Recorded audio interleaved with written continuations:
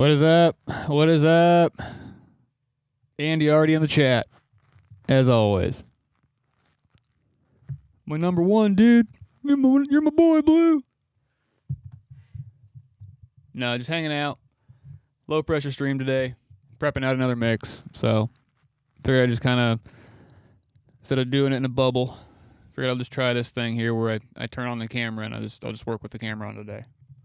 Still kind of waking up. Just realized I forgot my cup of coffee. So, I'm going to be right back.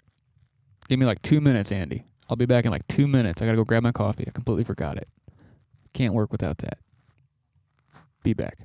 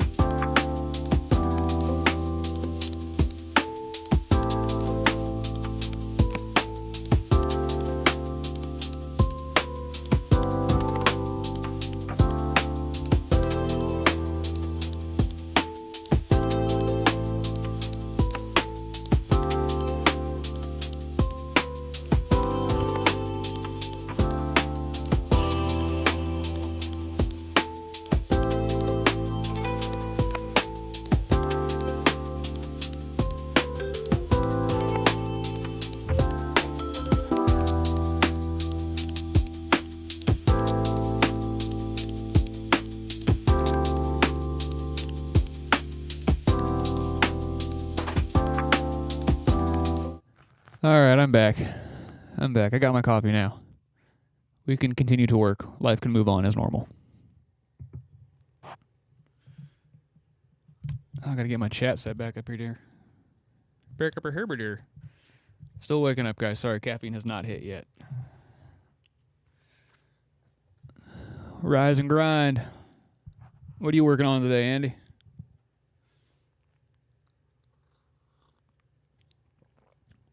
You tweaking out that sub more?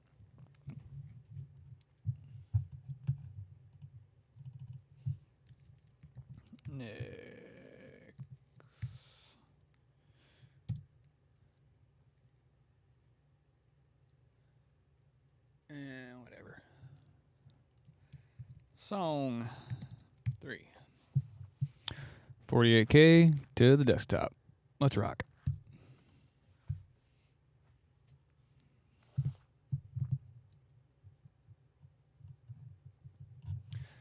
Start by importing the audio, and then we'll get to it. Yeet.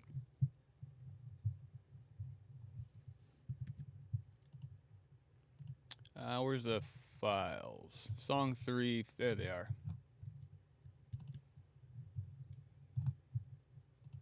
Convert. Tweaked. Open. And to the audio files you go. Tweak the hell out of the speakers. Did the measurements. It seems to be okay. I love the sub. Dude, I can imagine having SonarWorks paired with the sub would be really nice. It probably takes care of a lot of like that leveling and guesswork out of it. Yeah, I'd be just like you. I'd be just spending the day to play with that dang thing. Crank out a mix or two. Compare it to the original mix. See how it's working.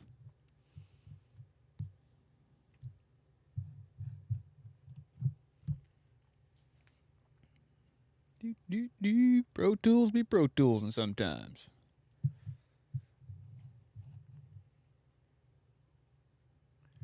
Come on, Pro Tool.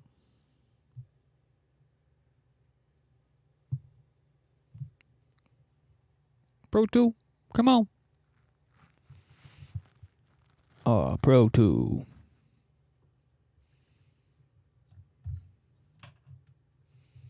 Sure, they have this big old hard drive hooked up to it. Let me move this guy. It's doing more file transfers. Never ends, man. The file transfer battle never ends.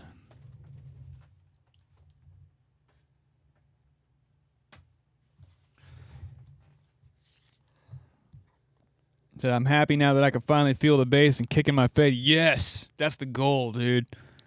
To have that like just bone conductivity translation in the audio, being able to feel it.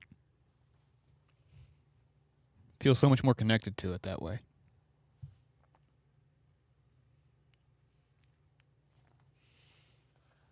I got to ask you, what's your philosophy on, because you're an amazing guitar player.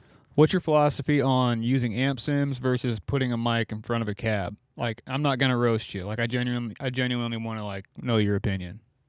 I value that opinion.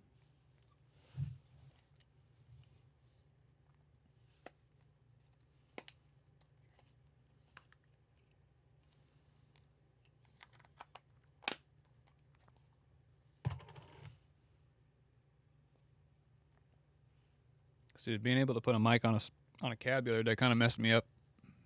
Really messed me up. New tracks.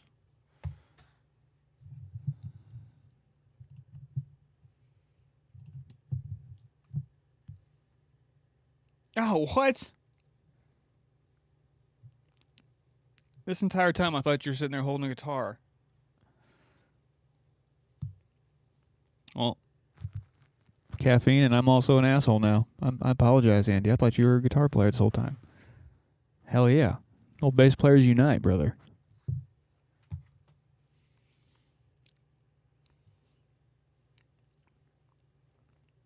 We didn't have too much experience miking cabs.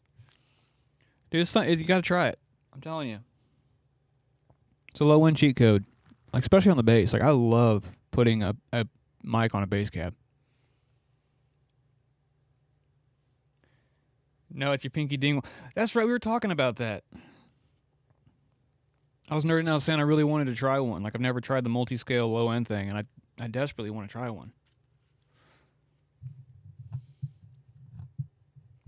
Let's see. This looks like this might be a demo. I have no idea what's going to happen here, guys. We're just going to make sure that we have Pro Tools audio and that there's no weird loopbacks. If there's a loopback, y'all, and you don't tell me, I'm going to be upset with you guys. 1 second. I have to exit studio mode. There we go. Let me know if you guys got this.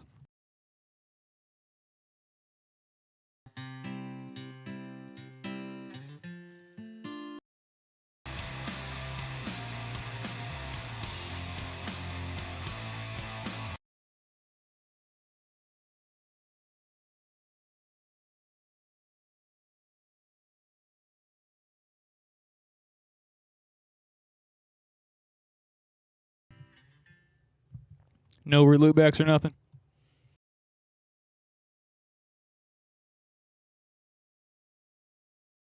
Sick. No weird loopbacks. We're good to go. 1 second. I'm going to put myself back in studio mode now. Here we go. Now that we know we're good to go. Watch, I'm going to do this whole thing where I tweak my freaking mic again. And then it's going to take me like 20 minutes to get it right.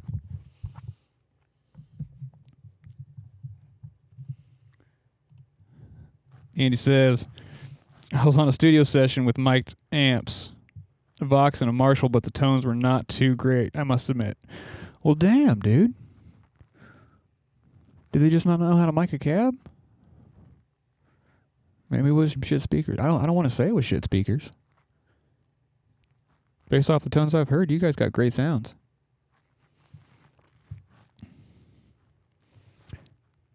So because I'm so used to modern stuff like cab sims and modelers, I always choose a modeler. Sorry. Dude, nope. Like I said, I ain't going to roast you.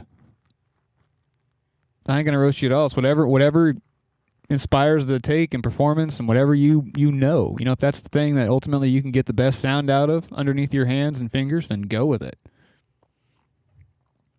I grew up like having to lug a fucking 810 up and down staircases and trying to fit it in a little Nissan.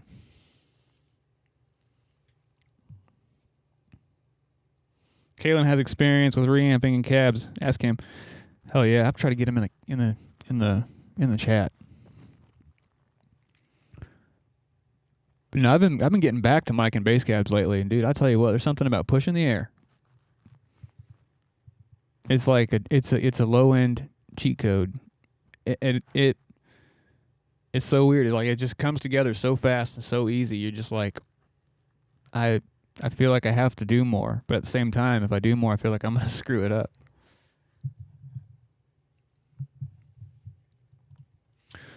All right. Let's get in here. Start prepping.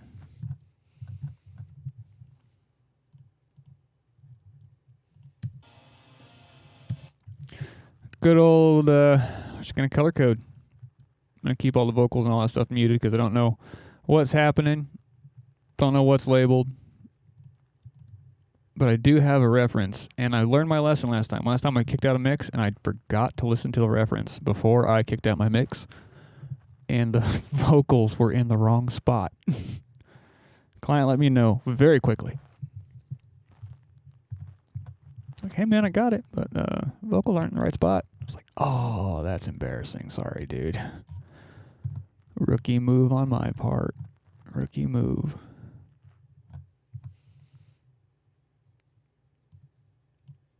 Which has happened to me twice, so I don't know if that's...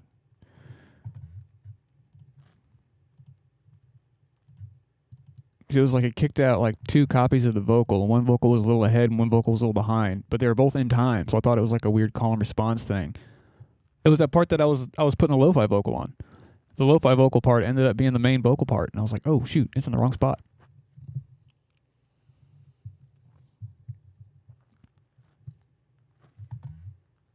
Just make these inactive for now, so I don't accidentally hit the unmute button. Waking up is fun. Getting in the rhythm is fun. Other vocals, that's labeled vocals. Vox. Don't forget to hold the shift key, Jay. You got it, bro. Come on, caffeine. Work your magic. Do your thing. Are you using auto align for drums alignment? No, I'm not. I don't trust it. I'm like one of those dudes. I'm like I'm psychotic, and I don't trust those like automatic Iser plugins. Like I even have like this Dynasys plugin down here that's supposed to do like vocal rides before things hit the compressor and like levels out vocals before your first plugin stage, like pre-processing. And even that, I'm just like I don't want to leave anything up to AI. Like Vocal Rider is where I draw the line. Like Vocal Rider is like I'll use Vocal Rider to get like maybe +2 -2 dB of movement in a vocal to move around with the band, but that's about it. I'm probably cutting myself off from gains, but I'll be making a video in like 6 months saying, hey, have you tried this awesome Dynasys plugin? Whenever I finally do like break down and try it.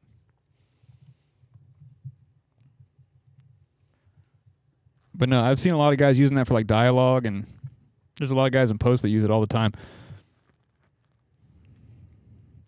But no, I'm psychotic. I just zoom in and do it by hand.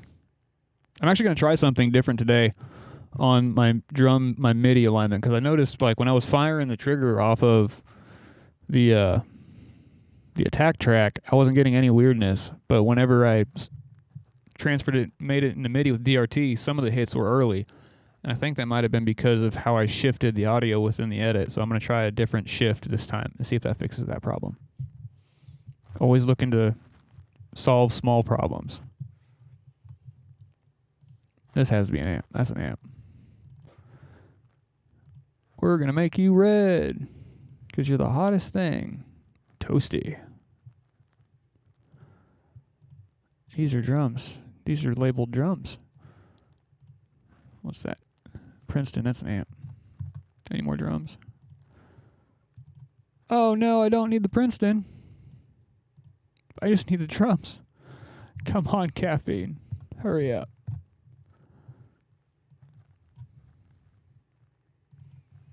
Make this all brown. This is what I want like a stream deck for.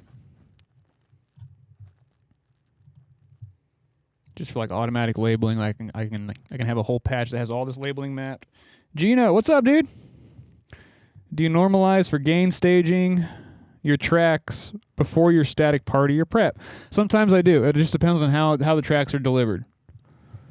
So yeah, sometimes I'll normalize for gain staging.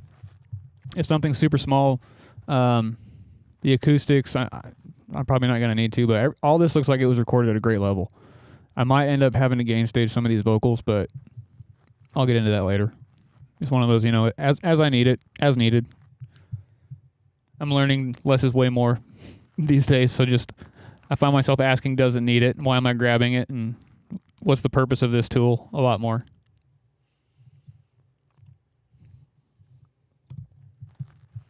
Hope everything's going good your way, man.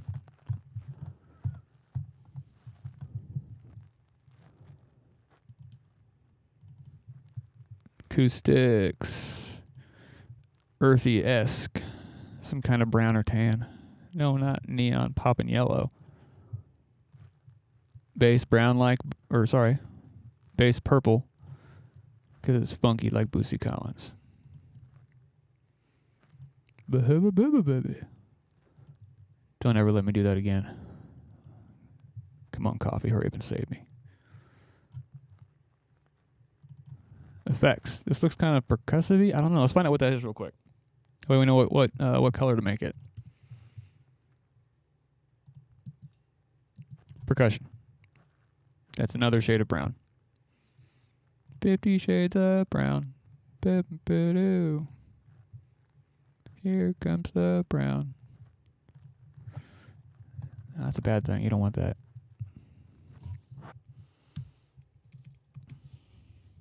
Catching a little content before you got to start your day. You do drums around -6 and the rest around -10. I feel you. Thanks, man. No, I don't really have like a set group of numbers. It's one of those, like, I tried mixing mathematically for a long time for like the repetition and consistency's sake, and it just never worked out for me. I could never make it. I can never make things move and gel the way I want to. So now anymore, like I just set up my bus compressor, and then I'm just railing stuff into that bus compressor until it sounds great. I mean, that's like at phase 2. Phase 1's all the, or this is phase 1's prep. Phase 2 is the PEX 500s and then the SSL 611s for EQ treatment. And if there's like ringing or basically, you know, like utilitarian and shaping. And then phase 3 is grabbing the faders and riding stuff into hardware. But as far as like levels, like no. I think it's part of like the gain staging thing. So if it's coming in too quiet, I'll just clip gain it up, and then from there I'm just pushing a fader into a compressor. And when the compressor hits right, then I'm not too worried about where the fader's at.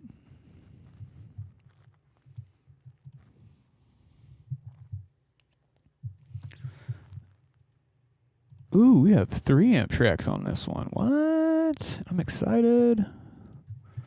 Yo.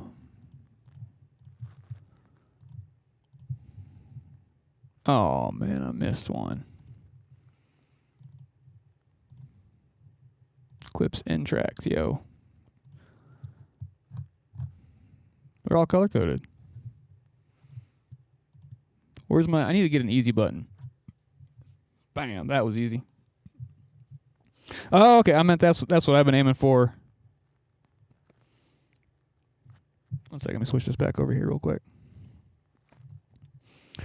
I meant that's what I've been aiming for. If you get tracks that are coming in about that, I've been using your API crush settings on my pairs lately. Big difference, dude. I'm glad that's working for you, man. That's awesome.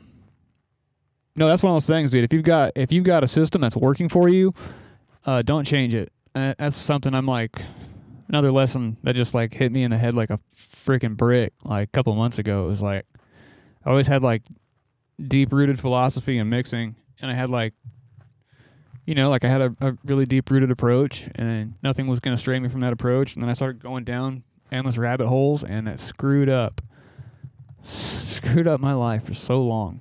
Like 4 or 5 years, I was just lost in audio, just drowning, man. Like someone throw me a freaking life raft. And I had a reality check.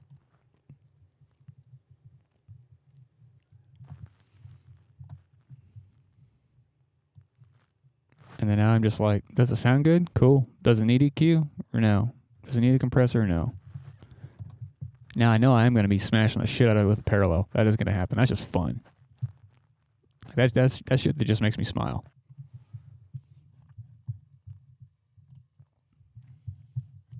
Sorry, coffee time.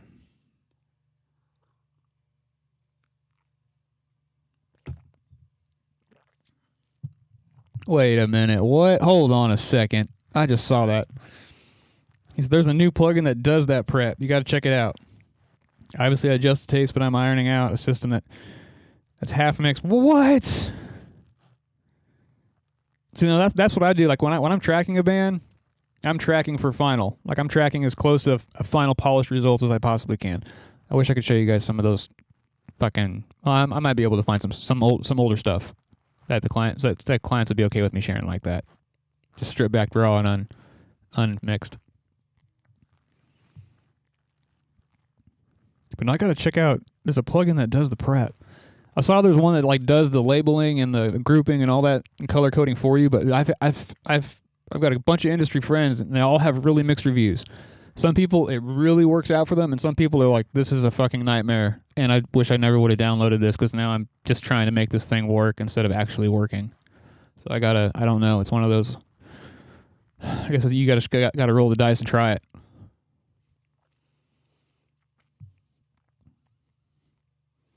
When I get the right tips, they definitely feel like a life raft to my production, like a light bulb moment. Dude, yeah.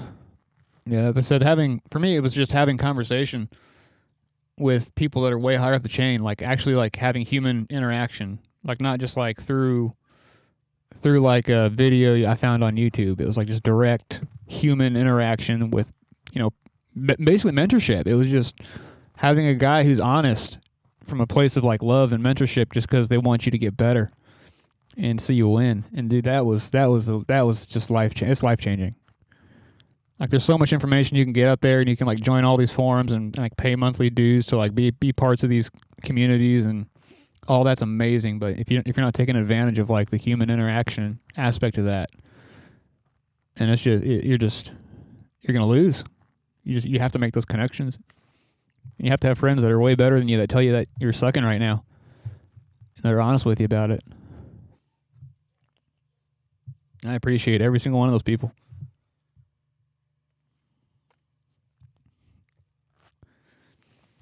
Because I've only been writing and working on my own stuff. Other than Nail the Mix tracks, I've yet to get to work on Top Notch track. Dude, those are some top notch tracks. Like that dude, I've been in that community, or I've been in Nail the Mix since before it was Nail the Mix. Like I remember watching AL, Joey and Joel do like 3-way live stream calls on YouTube, and then next thing you know, boom, URM. I think it was Nail the Mix beta. It was an old beta website where they were like all chilling behind a console and moving picture stuff. And I remember I watched one of AL's, and then I watched Joey's, and then I watched Joel's. But dude, that was like my introduction to same thing. That was my introduction to just like experiencing just fucking top notch A-list multi-tracks. And I was like, oh my god, this is why my mixes suck. My mixes suck because my tracks don't sound like this. And then it became like a tracking game, where it was like, okay, how can I just make this sound like it's already finished and done before I even try to mix it? And then I really buckled down and started doing that. And then, dude, then my next lesson became learning how to not fuck that up, because I had been mixing like my super shitty recorded tracks, like my basement recorded tracks forever, and having to like over process and like do ridiculous things to make them sound like halfway worth the fuck. And then once I started recording, like really buckling down on my tracking and upping my standard, my bar for that, then the lesson was learning like how to back all that shit off and just like really remember that, like, oh yeah, trust your gut because you tracked it. Like you tracked it this way for a reason, and you grabbed these EQs and did this for a reason. And I don't have to go all super crazy because you're actually getting better at the source, so you get to do less. And now I'm in that phase where I'm just like, I'm fully embracing that. So whenever I leave with my tracking facility, it's pretty dang close to album ready. It's just like 2% here, 10% there. Maybe add some cool effects, and then make it loud without fucking it up, and then it's there. But that's really it. Just dude, focus on the tracking game big time. That makes the biggest difference. The plugin's called Forte. I think I saw the ads for that. I think the Mixbus TV, his name Dave Ganazzi. Dave Ganazzi did a whole thing about that. I think that's the one. Because, yeah, exactly. I took basic audio classes in college, but I think I was paying too much to pay attention because I didn't start learning. Dude, guilty. I feel called out right now. No, I did the same thing. I went to the one in Arizona. I went to CRAS, Conservatory of Recording Arts and Sciences. I'm a certified CRAS hole bro. But yeah, I did the same thing. Went through the internships, learned the Neotech. Didn't have the API at the time. Learned the Neotech, learned the SSL, EG hybrid, learned all the automation, learned tape machines, upkeep, demagnetizing, cleaning, all that fun stuff. Recalling big analog rooms, 5.1 stuff. And then dude, tell everybody, it's like I wish I would have. I mean, the education and experience I got there was amazing, and the connections I made with people there are amazing. It's unforgettable. But at the same time, I wish I would have taken like the tuition money and just bought a bunch of fucking gear, and then just been out there hustling and finding bands and just throwing myself in the fire, like buy myself a really nice microphone, a preamp, a halfway decent interface, and then just went to town. Because yeah, you gotta like forget so much of that stuff that you learned, and like because it just doesn't apply to the real world.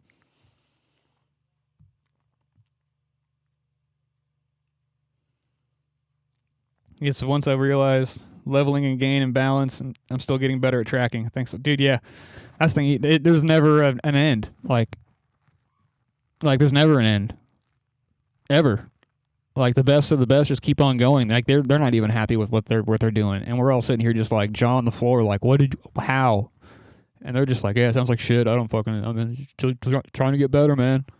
Those are the guys that are. That's the method. That's the formula. I've never gotten a chance to work in the industry, so I started doing stage work. Met more people doing that.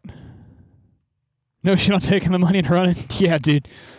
Dude, I'm weird. I love live sound. It's very close to my heart.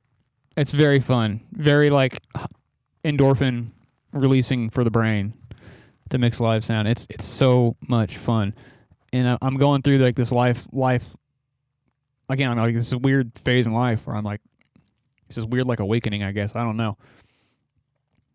But I'm like realizing that all of my biggest work, like my quote unquote high profile work, like the biggest stuff I've ever done, like that I've been able to get my name on and be a part of and had the pleasure to work with, like in some capacity or part, has all been a result of my live sound work. Like all of it. Like anything that I've done for a record label has been because I was on the road and like out with the band. Like my first ever label project I did, my very first ever label project, I just happened to be like driving through town and I had a laptop and an interface and a set of speakers. I have them right here. They're right here. These are very near and dear to my heart. The Yamaha HS5s. I had these with me in my vehicle. And I was driving through town and the guitar player hit me up. I was just like, hey dude, if you're in town, swing by. Went by there and the next thing you know, we're sitting there pre-proing out the record together. He was there. We got together with the singer. And dude, in like 20 minutes, we had one of the first songs on the record completely pre-pro'd out, good to go. I was like, okay. So we just kept the ball rolling. We ended up with like 8 or 9 pre-pro songs, and then I had to go back out on the road. And then another amazing, very talented engineer, like I want to just name drop, but he's hellacious engineer, very well known, chart topping engineer. Ended up taking the project over when I had to leave, and it came out awesome. But I got that project because I just happened to be there with a laptop and an interface and ready to go. Like, yeah, let's do some shit.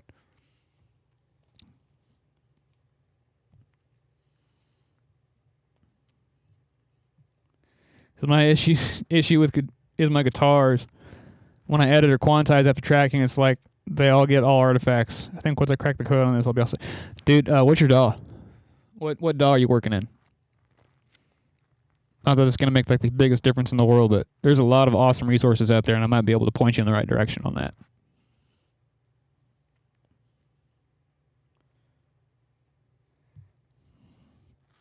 So that's what's up. I met quite a few big people that offered to work with me, but just don't got the funds. So I got to figure it out. I'm like, yeah, dude, that's a big thing. It's time and budget, man. Time and budget's everything. I did a secret show for. Dude, that's sick. Secret show for Eddie Vedder is fucking awesome. Working in Logic. That's the one DAW I can't point you in the right direction on. That's the one. Those Cubase, I got resources for days. If it's Logic, I can just make a quick video and show you. But I could probably still make a quick video and show you, and there might be a way to translate that over to Logic. But no, there's editing techniques that will get rid of the artifacts and save all of the transient attack and information, so you don't have to like go in and deal with all that. But ultimately, it's just get really good at like learning how to slip edit and get really good at learning how to stretch edit. Corporate event for the Dutch Bros Coffee, dude. Still, dude, see, fucking it's fucking Eddie Vedder. That's bad. That's bad as fuck. Right, I'm gonna switch my screen back over here. Yeah. Boom, bam. I just realized, what? We have no screen audio here. What's going on? We have no Pro Tools audio. I gotta add Pro Tools audio to this screen. Sorry, guys. I don't know where it went. Audio capture. Yeah. Add an existing audio capture. There. So I'm gonna double check this, make sure you guys have this. Yeah, we got it. Rocking. Yeah, I don't know where that went. All right. Back in full screen. Chad Smith was there. Dude, that's badass. Eddie Vedder and Chad Smith in the house at the same time. That's fucking awesome.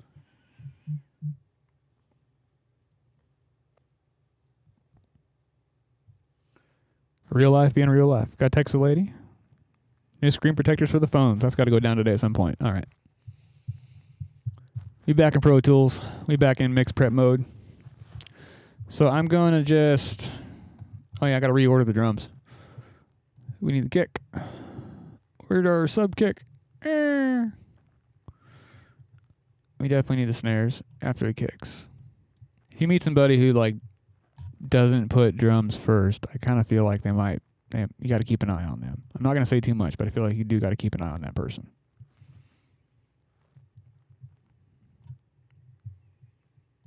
So overheads have there's no ride. I don't have a ride cymbal in this session. This is the first one. I've always had a ride cymbal in this session. I feel neglected. All right, we're gonna push play and see what happens. Just kind of like do a static balance real fast with the faders.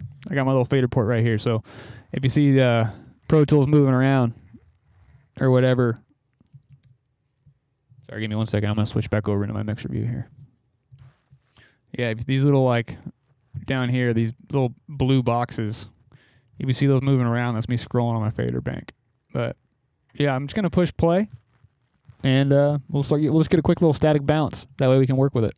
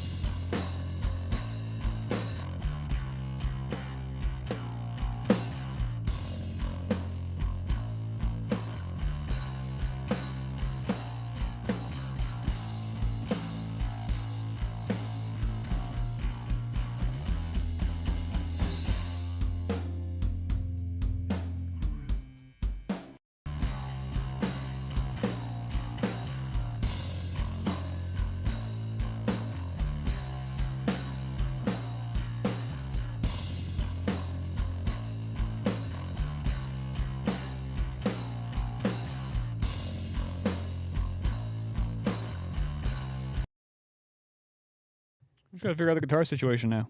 See what's happening there. It says, do you print MIDI for missing drum tracks? make some artificial, or just work with what you got. Less is more. If I'm missing tracks, I will definitely make them. I've had that happen. That's another one of those like fail-safe situations. In sorry here. That's the wrong scene. Learning OBS, stumbling around, but we're working with it. But no, that's one of those like beautiful situations of or benefits of making your own samples during tracking. Is whenever you have, I've had that happen where I've been analogged, quote unquote, and I've had like a tom mic go out or a channel just decide to go down, or it's plugged into a dirty channel on a patch bay and it starts crackling during the tracking, but the take is just money. Yeah, I'll take those samples that I made and I'll lay them back in there. That way there's hell, I've done that on records. I did it on 2 big records and nobody even knew. Nobody knew. I didn't say a thing. Didn't say a word. In the back of my head, I was like, I've got this covered. Don't even have to say it. Don't have to cause the panic. Don't have to freak anybody out. We can just keep the momentum up and keep it going.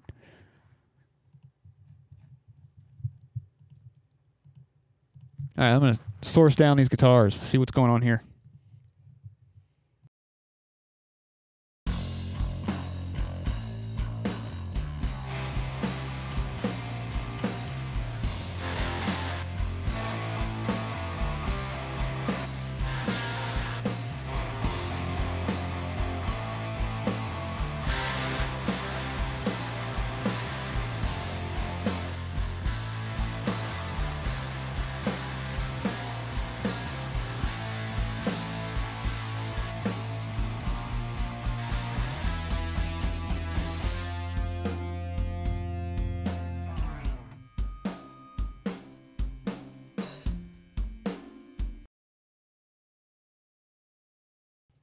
I'd say I do love the sound of a microphone on a freaking cab. Just that high-end tickle on your ear you get. So good. Colton, some mix prep. Let's go. Absolutely, dude. Doing one. I'm just going to rock it until the stream shuts down. So that's the plan. Just to keep it going until the stream just quits and just can't stream no more. Just figuring out the guitar balance, getting just a working balance really quick. And it looks like we have some acoustic guitars here. Let's figure out what's going on there. So it's acoustic. Ooh, is it 2 microphones or is it 2 acoustic? Looks like it's 2 different acoustic takes. Let's check that out.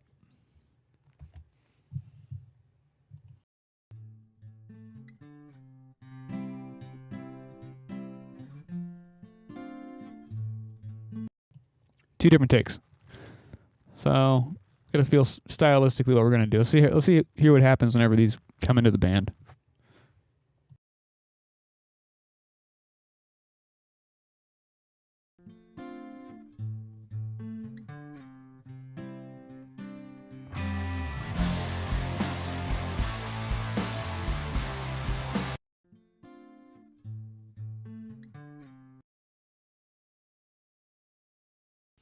Probably gonna want to keep this pretty narrow. That way, whenever the band kicks, it's big time band. Let's do like 60-ish. See how that sounds. 70. Fuck it, we'll go 70. See what that sounds like when a band kicks in.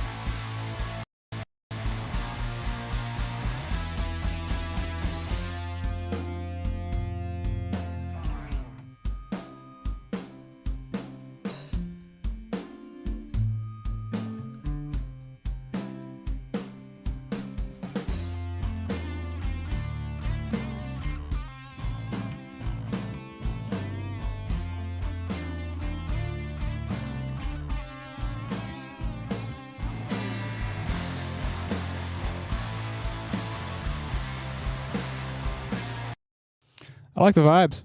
I like the vibes a lot. Real, raw. A lot of potential for some cool dynamic moments. I believe the reference for this was Weezer. So referencing Weezer-like tones for this. Which, fucking hell of a reference. Like, shout out. Completely forgot about that band. Forgot all about Weezer until he said something. I was like, dang, I forgot about them. Went back, started listening. Spent like the whole day yesterday listening to Weezer. I was like, dude, they got some fucking under the radar band.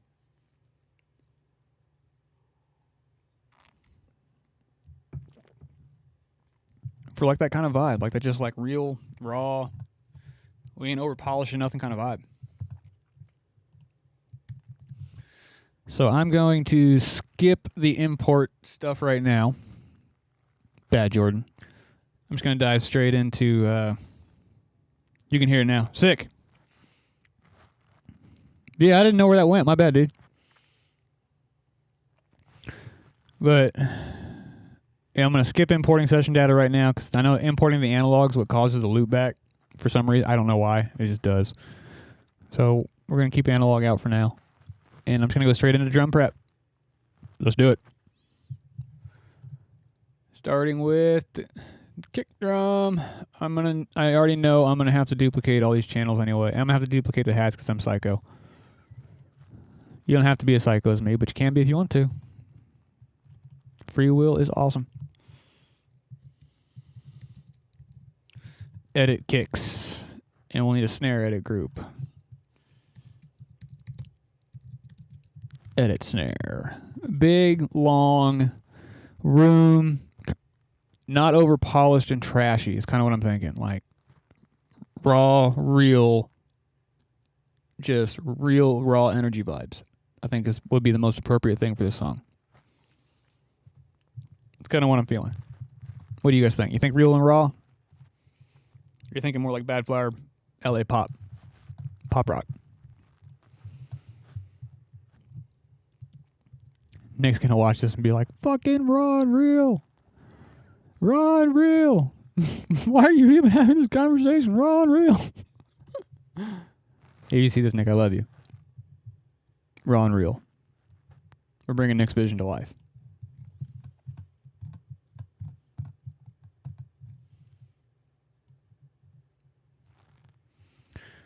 Some kickage. Need to separate the kicks. Bam, we'll hit it. And we'll do the snares in a second. I probably shouldn't just do that while I'm on it. Not smart. Here we go. Get rid of that.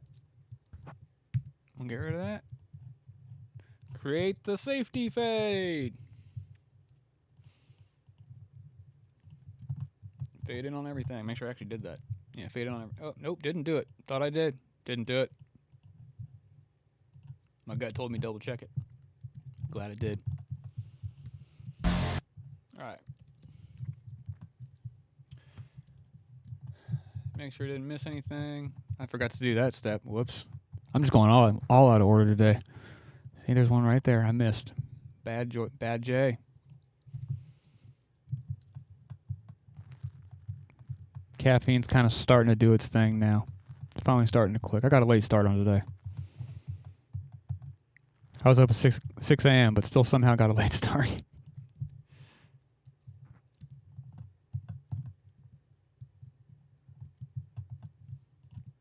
That was it? That's the whole song? Oh, this one's gonna be easy. Love it. Switch us over into object selection. Object tool. 10,000.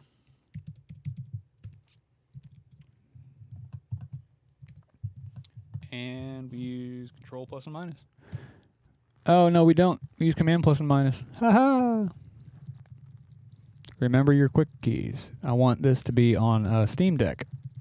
That way it just happens. I can click a button and it just does all of this entire process with a push of a button. 10,000. We'll swap this down to 5,000 and make it smaller again. Colton says, after watching the other day, I started making the safety fades on tracks. It cleaned up so much. It's witchcraft. Dude, it is. So Andrew Wade, shout out to Andrew Wade. That's where I got it. He calls it the dream gate. It's like, there's no better gate than doing this. I'm like, oh, dude, they fucking changed my life. Yeah. So he has a little bit, he applies it differently, a little bit differently than I do, but his application is extremely smart and intuitive. The fact that he was able to, like, just even think to do something like this still blows my mind. To me, like, that's what I like. I glamorize and I like cheese out about is people who like are really like, not like, I don't want to be like sound like almost come off like an asshole when I say this, but like people that are like engineering as engineers, like they're like taking the tools with them and coming up with wild and crazy original ways to, and groundbreaking ways to do things, almost in a way that like makes it like I would almost consider it like a new standard. Like that discovery and the series of steps that went behind that is just like the amount of knowledge that guy has, and the fact that his brain was able to piece all that together is ridiculous.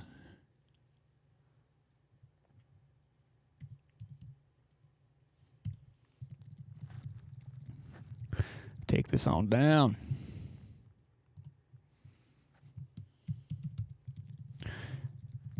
On down. On down.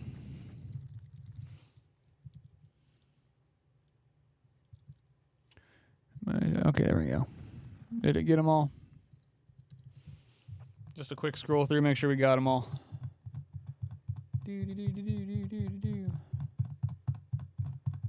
We got them all. And then we'll duplicate the main kit because that's going to become our attack track. We need the active playlist. We don't need the alternate playlist. And we don't want to assign it in this little edit group we have, so we're going to uncheck that. And that's going to become our kick attack track.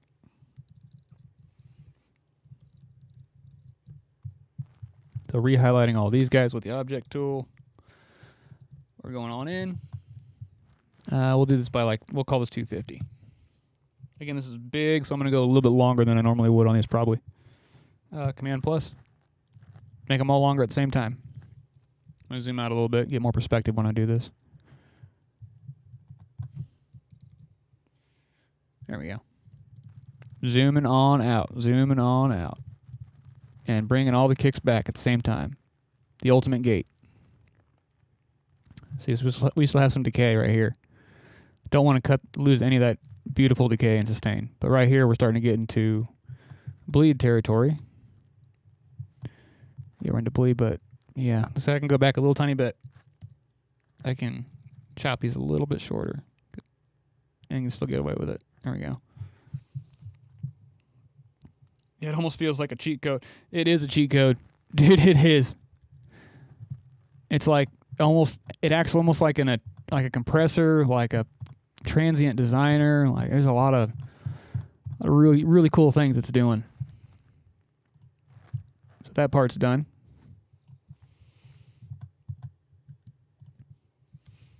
We re-highlight this.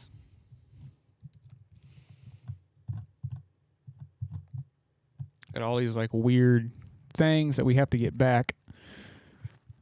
I hate how it did that. Why did it do that?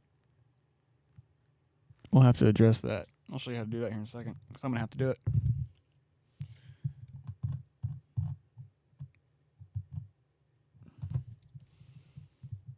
It looks like those didn't have safety fades on them.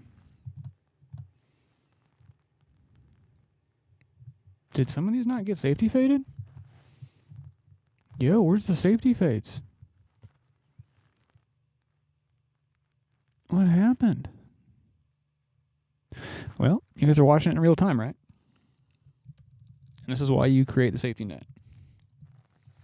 So you can go in and say, we screwed the pooch on this, we screwed the pooch on this. Delete this, and we'll go back to our safety net.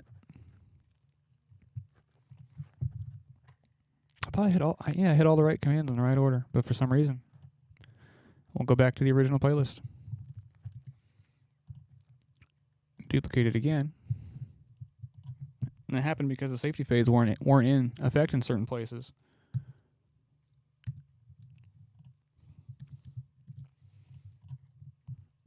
All right, get my reading here. We capture the selection. We analyze in high emphasis. We bring it down into here. We separate. Check. Step complete. Reactivate the edit group. I wonder if that was it. I think I forgot to do the detection off of the kick top. We'll go back here. Hey, sometimes it happens. Sometimes you got to go back in and redo it. I actually ended up having to do that yesterday. I did an entire drum edits on 2 songs, and I went back and listened to it and was like, I hate what this edit did to this song. I hate it. So I ended up spending the afternoon just really quickly re-editing the drums on 2 songs. Safety fades. They're all made. Let's go to the end. Let's double check this. All the safety fades are made. They're all in place.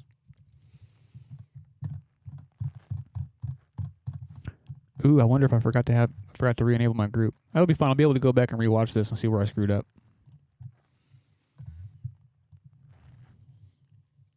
It's like watching like game day footage. Going back and seeing where you screwed up in your workflow and then during that edit and being able to just nip it straight in the butt. All right, we're going to try this again here. Safety fade should keep us all intact. Just go straight down to 2500.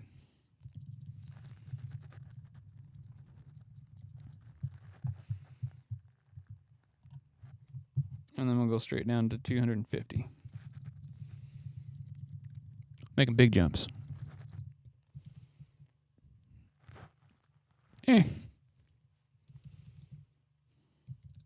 Looks good to me. I don't want to duplicate the kick bottom. I want the kick top. We need that because it happens earlier in time than the kick bottom does. So we need to duplicate that. There's our duplication. All right, then we can start to bring our kick drum back with the plus, Command plus.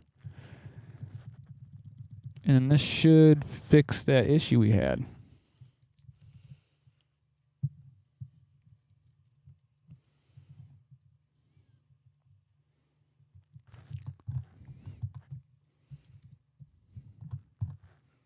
Need a little bit more length out of it. We'll bring out a little bit more.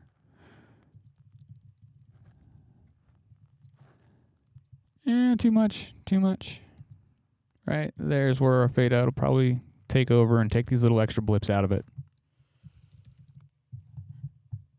Switch back to our super tool. Highlighting.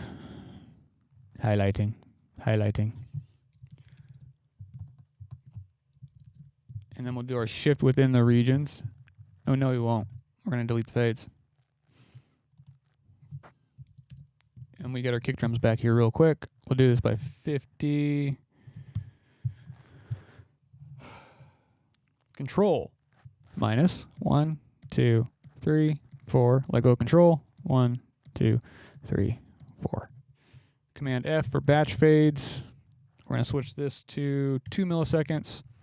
We need to create fade-ins because we have overlaps, and we'll do, call it a 75 millisecond fade-out. We'll just see how that looks for now.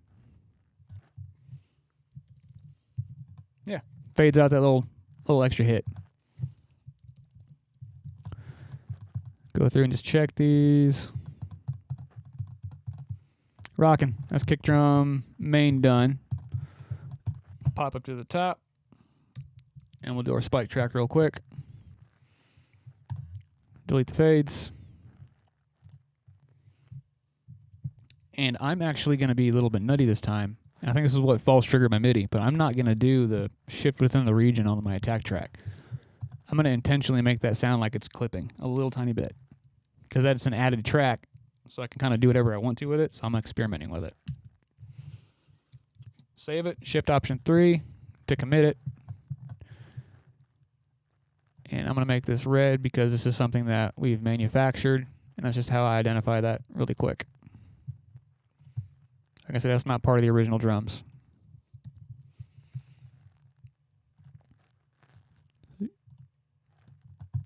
And now I'm just going to pull this fader down And I'll push play, and we can now listen to our clean kicks real quick.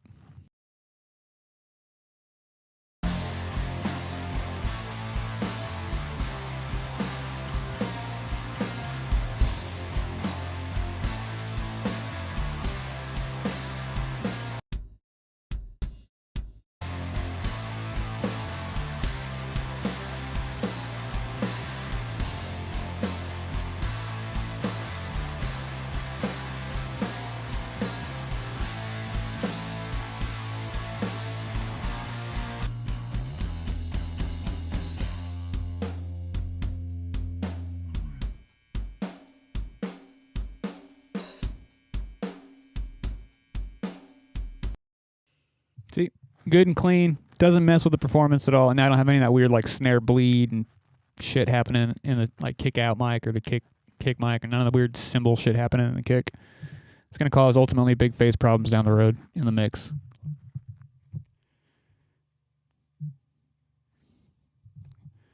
One second. Another tracking session booked. Sick.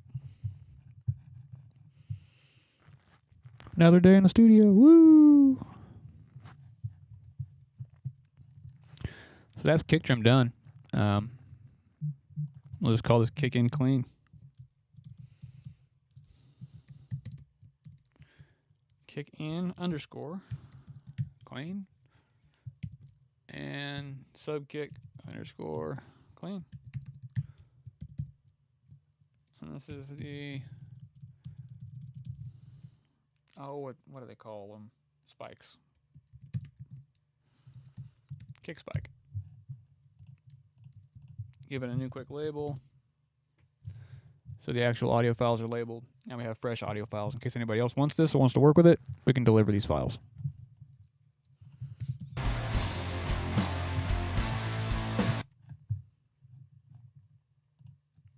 Absolutely rocking. Let's move on to the snare drum. Colin says, I plan on picking up a snare sample in the one-shot kick in the next few days. Don't know what kind of chaos I'll cause with them, but it's going to happen. Dude, the snare sample's awesome. I use it all the time. Like, even especially for the brick sounds, like just the bricks and the overheads if I need extra ambience, or like if I want to change like the room a little bit, the room sound, I always use those room samples. And then it's round robin multi-velocity, so you can do like ghost notes with it. You can do anything you want with it. And I said it's super raw. The rooms are a little bit comical. The rooms are super alive. Like the ring in those rooms is forever, so we might have to EQ some of that ring out, but it's a very lively room. And the screaming at the kick is awesome. I wish I would have got the kick drum sounding like that on the record, actually. Because I did that kick drum I ended up reprocessing that kick drum in December of last year. And I really, really loved how that came out. So I've actually been sometimes that ends up in a mix. So I'm like, dang, I wish I could have had that sounding like that at the time. But hey, growth. Snare time. Get rid of my edit group.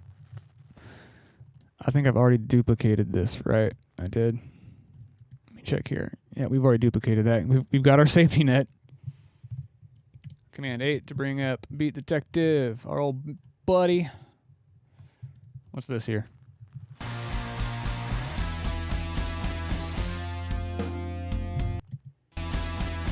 don't think that's a snare. Just kidding, it's a snare. Dang. We'll have to catch all that by hand. Yeah, right. It's like I said, there's not that many hits in this song in general, so we can actually... That's all we got to catch by hand. That's easy. Make our separation. I forgot to check a setting. Make sure that the trigger pad on this is set to 0 when you do this. I forgot to say that last time. Trigger pad is 0. If you put that trigger pad anywhere else, you're going to start ending up with some weird things happening.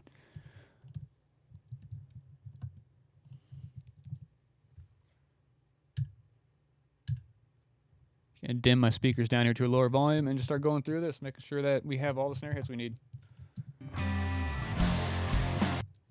We'll solo out the drums. That way we're not being fooled by anything else.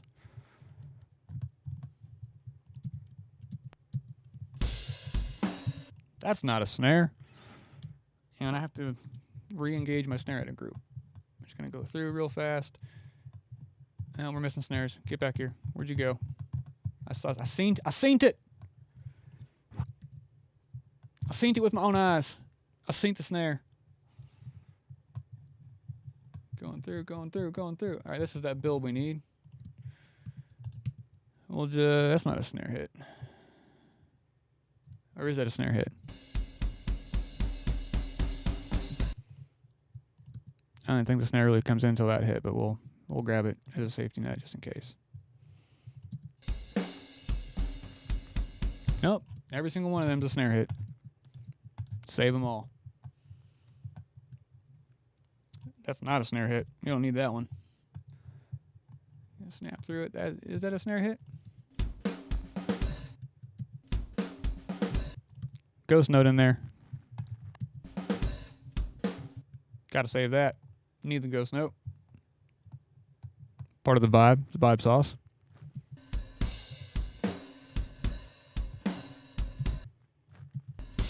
Just looking, after hearing that ghost note, sometimes you gotta check, make sure you're not accidentally gonna be deleting some. Because all of that is part of the vibe. You do not want to be the guy that deletes the ghost notes.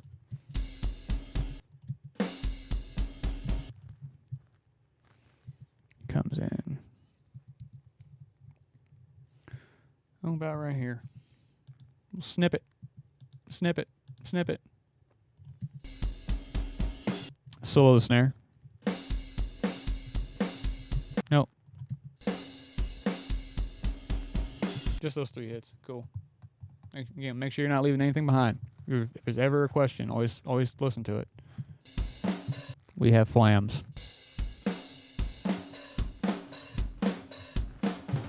4 flams in a row.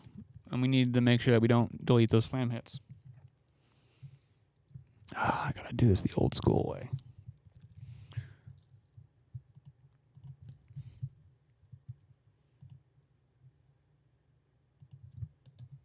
Make sure. Gotta make sure.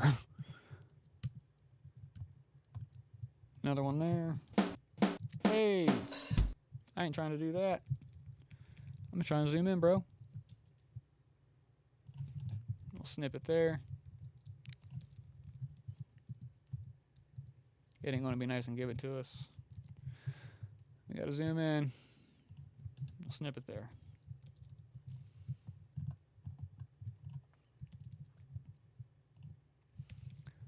Fun side audio.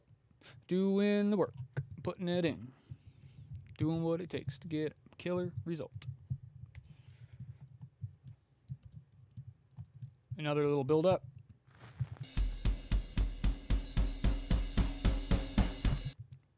I love the dynamics that this song has. How it just goes from like quiet and intimate to just exploding and erupting. That for me, that's really cool. That's fresh.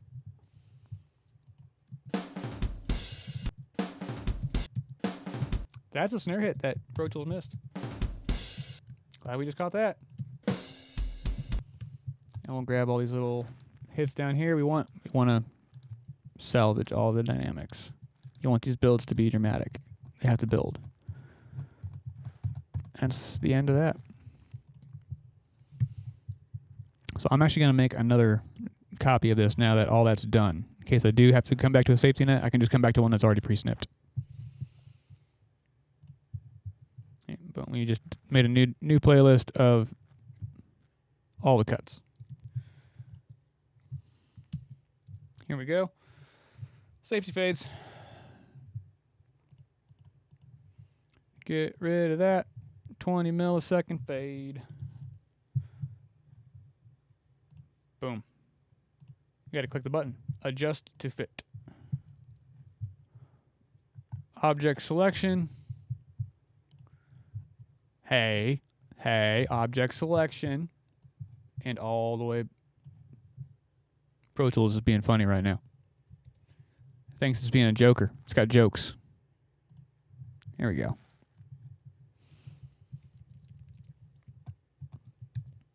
I did not mean to just duplicate all those snares.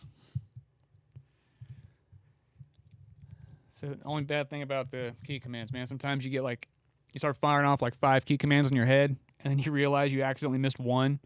So then you're like 4 key commands down the line after you hit one wrong button, and you're like, shit, Pro Tools is doing crazy shit right now. Fuck. Command Z, Command Z, Command Z.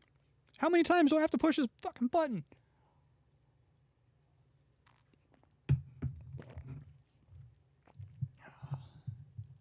All right, good old 10,000. And we're going to start shrinking it. Pew, pew, pew, pew, pew, pew, pew, pew. Shrinking the snare. Pew, pew. Being obnoxious. Sorry, guys. Caffeine's finally kicking. I can feel it coursing through my veins. The joy of editing snares is finally kicking.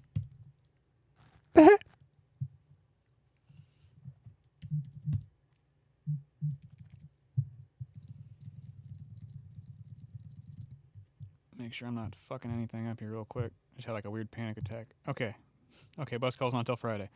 Got an upcoming gig for some reason, dude. I have like these weird like PTSD things now. There's one day where I didn't pay attention. This is like, I'm talking years ago, where I wasn't paying attention to my tour schedule, and bus call was the next day, and I had no idea, and I was in St. Louis, Missouri. So I was like, oh fuck, bus call is tomorrow. I have to leave like right now.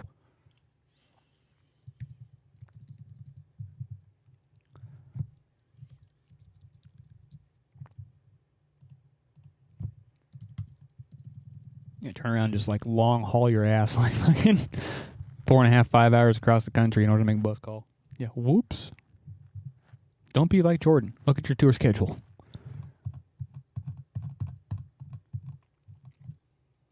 All right, so all these are 20 milliseconds. We can go ahead and make our, what's going to end up being our sample, or our attack track, not our sample track, but our attack track that we can use to make MIDI.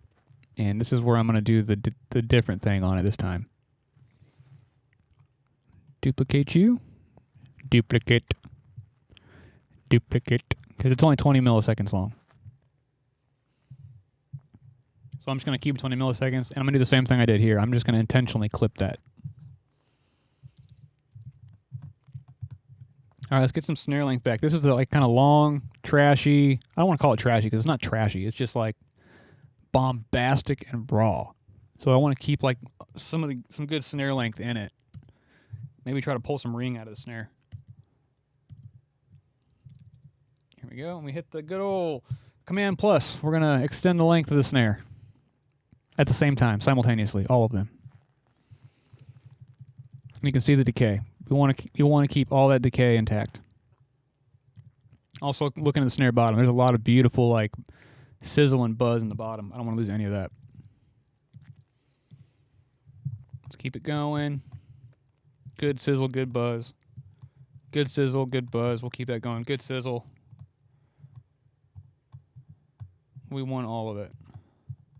I want it all. I want it all. I am Batman. Sorry, guys. Caffeine.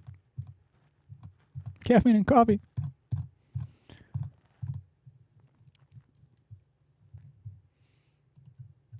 All right, we'll go back to our hyper tool.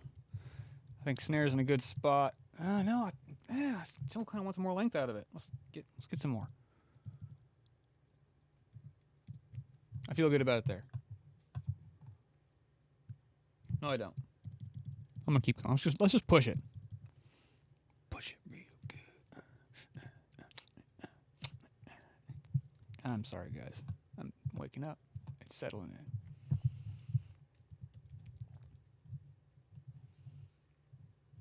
We've got our build still intact. Zoom it on in. Zoom it on in. Right click, delete the fades. I'm gonna switch this over to 50. All right, hold control, minus. 1, 2. I'm only gonna go twice. I'm gonna be crazy.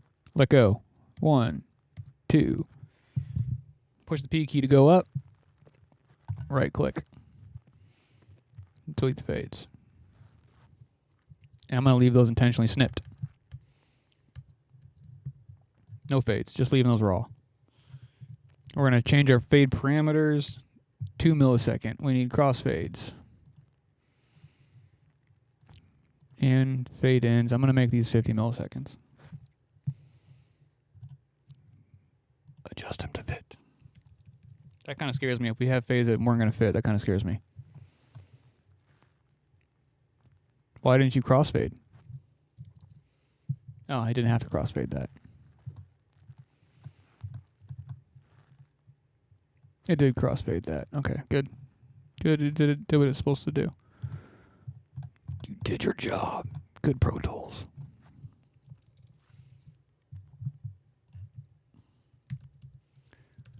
Let's go ahead and retitle these really quick. This will be our S spike for snare spike. Snare top, clean. Snare bottom, clean. Everybody loves a clean bottom. Oh God, why did I say that?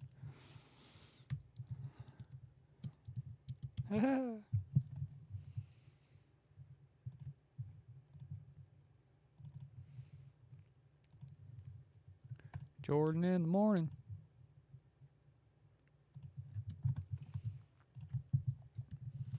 All right, same kind of vibe. I'm going to start with the snare spike track down and just kind of play. And we're going to make sure that all these snares are good and intact. Actually, before I do that, before I commit anything, we're going to go through and make sure that all the snares are intact. Sorry, I'm going to mute my vocal mic and play this back for a little bit, guys. Here we go.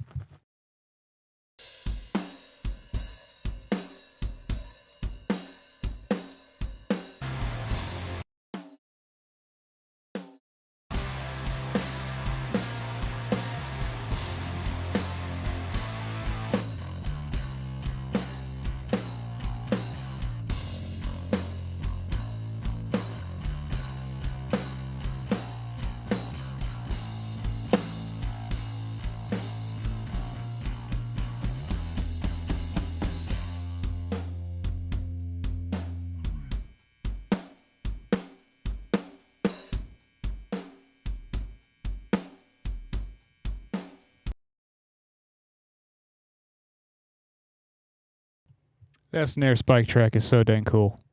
It adds so much to the snare drum without just like making it sound fake and cheeseball. Again, I'm going to say this every single time I do this. If you steal anything from me, take this. Like, take it. It's free. Take it.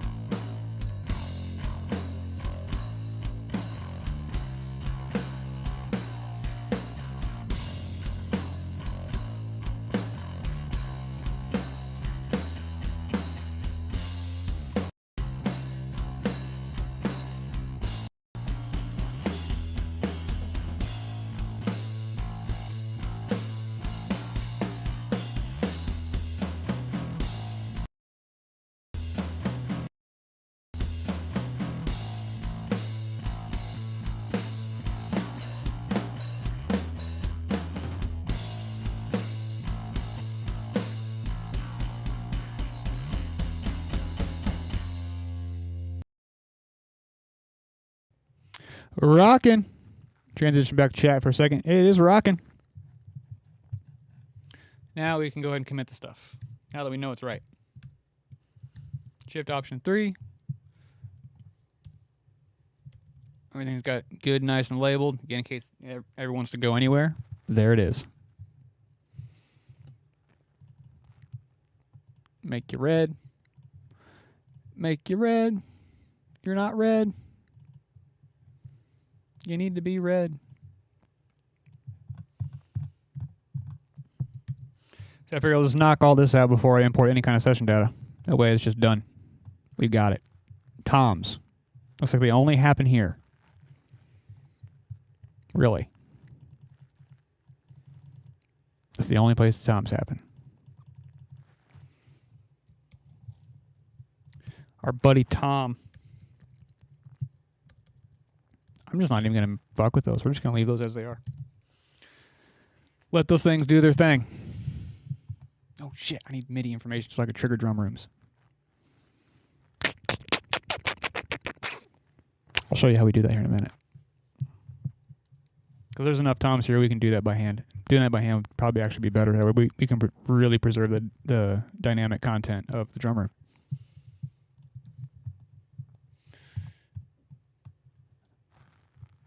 Where's my hi-hats? There they are. Let's see if we have to clean the hats in a song like this. I'm going to take a quick listen through, and then we'll check it out. Make a decision.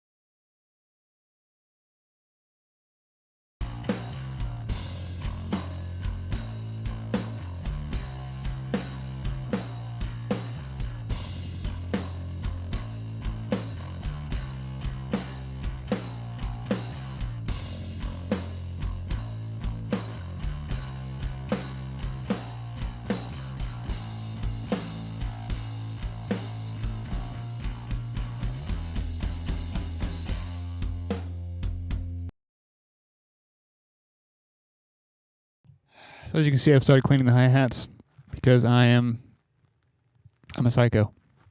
So that's what I'm going to do. We're going to go through and clean the hats because we're psychos.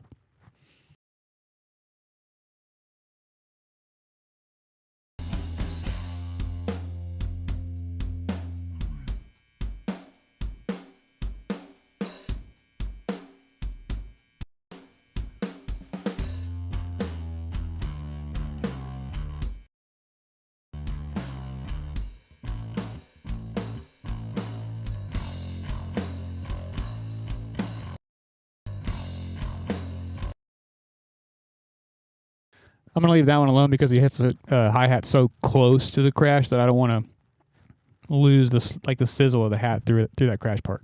So it's all subjective. It's all just with taste. You have to be sparse. You got to be really, really careful and selective about the edits you're making on these of a song like this.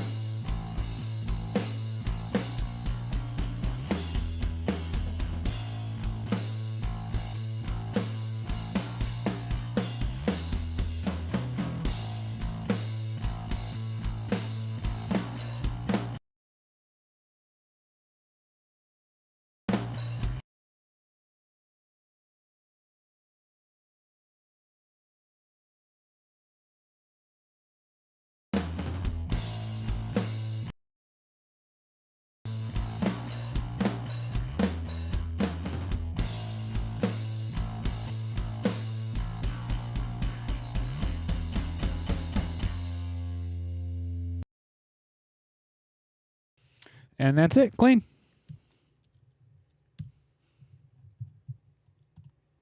Absolutely clean.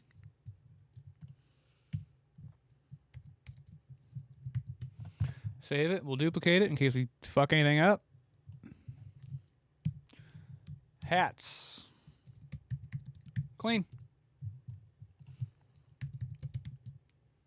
Bam. She done. That's all she wrote for drums for now. That's it. Except for we have to make the MIDI information for the snare, and we have to make the MIDI information for the toms. And I'm actually excited to make the MIDI information for the snare because this is where I'm kind of like testing out a theory really fast. We're going to see if this new spike editing method fixed the MIDI translation offset in Trigger. So we're going to see. Let's make us a new MIDI track. I'm doing this all kind of like as a surprise to myself. I've intentionally not imported session data that has the samples. I've intentionally not done this because we're going straight from scratch. We're seeing. This is how I'm gonna test this. So I'll ultimately need 4 new MIDI tracks. I'll just make them. Okay, MIDI for the kick. Firing these again. This is for firing rooms, not for firing samples. Which I guess technically are samples, but still.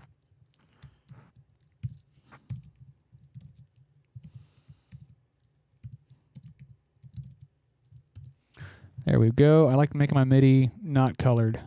That way it's really easy for me to find. The kick MIDI is going to hang out by the kick spike. The snare MIDI is going to hang out by the snare spike. And then the tom MIDI is going to hang out by the toms. Go figure. Tom 2 can hang out there. Tom's in the party. He's hanging out. We've got Tom.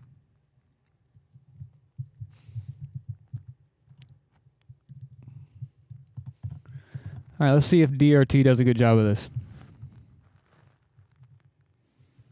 Instrument. I really need to just spend the $100 on this plugin and just buy the actual one. Stop being a cheap ass and just buy it. Analyze. It's got it all. It's all of it. And this is not like a balls to the wall kind of song, and there are like a lot of really dramatic snare builds. So how do I want to treat it? Looks like he played really consistently on this, so I don't really want to mess with that too much. But I'm going to push this a little higher up to the top. There. That's it. I'm not really going to screw with the dynamics of this at all. We'll drag and drop this down to the snare MIDI track.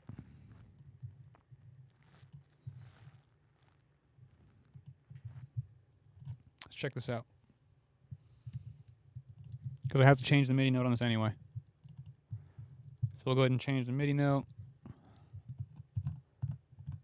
Remember, make sure you're in relative grid before you do this. That way you don't accidentally screw up the timing. And we're going to send this to C1 instead of C0.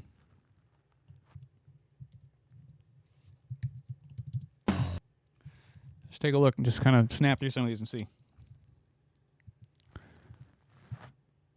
Let's get in there. Early. It's all early. But it's all early by the same amount. How is that? Do you think that's going to affect our print? That's crazy. It's all early. Or is it just right? I don't know. Let's run a test real fast. This is what we're doing this for. Let's run the test. We'll create a new stereo aux. We'll call this the Westfall Audio Snare. Pull up a trigger instance really quick. Trigger 2, stereo. Colton was talking about the YouTube, the snare sample earlier. Let's use that one. Westfall Audio. YouTube live samples. Grab a snare top and a snare bottom. Gotta change that to snare bottom, Jay. Pull this down. Check our settings. Make sure this is set right here to fire off of C1. Make sure I pull this over here. Yeah. Latency, normal. Now on our MIDI track, we'll solo save this. On the output, we're going to target that channel on MIDI channel 1. Hit play.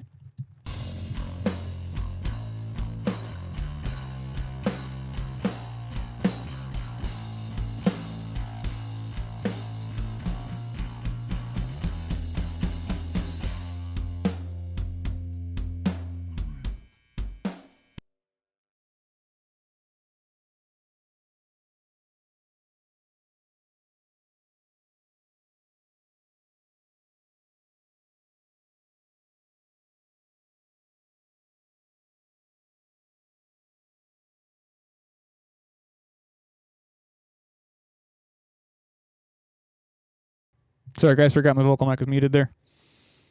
Did you produce Shaman's Harvest? I co-produced some of the stuff, not the new stuff. It was the Bird Dog album. Or Revelator. Is it Revelator? Whichever album had Bird Dog on it. That was the one. That was the record I was talking about. Or I just happened to have like a laptop and a set of speakers in my car, and it just kind of started clicking. But yeah, it just kind of happened to be there with a Pro Tools rig and some mics and some shit. Next thing you know, we have a vocal booth set up with some bed mattresses and some plywood, and we're in full pre-pro on an album. Oh, here we go. We're printed. So this is the actual sample that I was firing. I'm just going to make this inactive, so this isn't fucking with us. So I met them back in 2010. I got to hang with them and set up for them when I was doing radio. Nice, dude. Love those guys. Dude, I might have been with them at that. No, I think it was 20. Shit.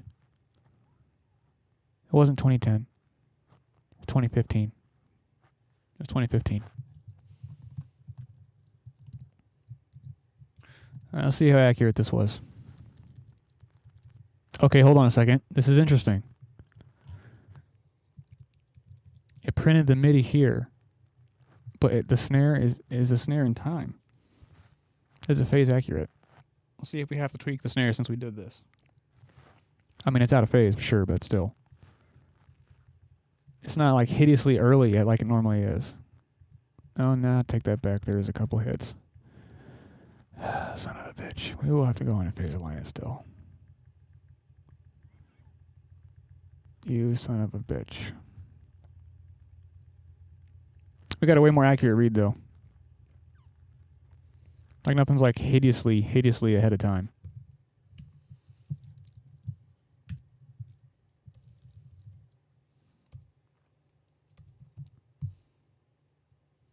Yeah, when they first started, I guess it was, yeah, that would have been like 2010. That's when what, like the Shine record was popping off, right? It had not Dragonfly.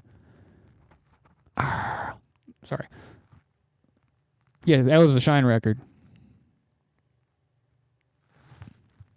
No, Shine did have Dragonfly on it. That was on the Shine record.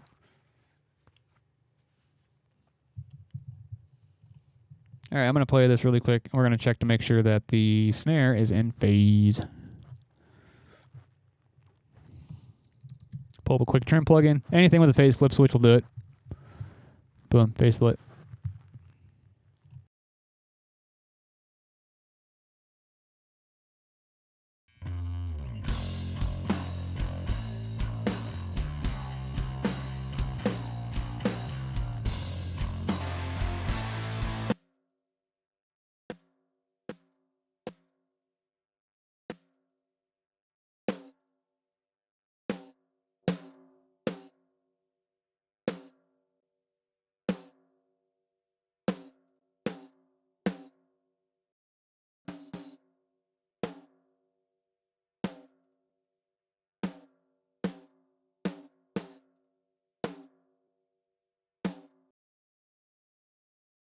Feels like it's in phase. When I flip it, I feel like some of the energy goes away. So we'll keep it. Fuck what it looks like. How does it sound? So now we have a nice organic, beautiful snare that follows all the dynamics. We might use it, we might not, but we tested it and it's there. And we have the MIDI information now to fire the samples, fire the room samples.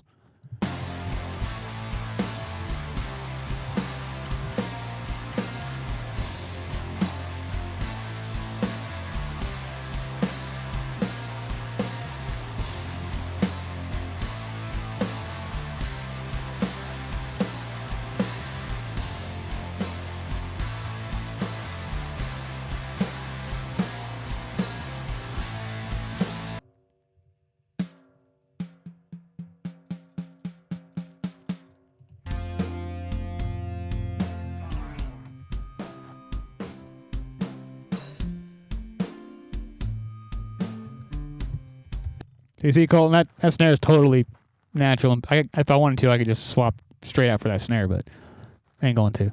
We don't roll that way. That's there for reinforcement if we need it, which I don't believe we're going to, since we made the after hearing what the attack track, the spike track right here is doing. Don't think we're going to need that sample at all. I'm going to play that again without the attack track, and I'll let you hear it with and without the attack track. Here we go.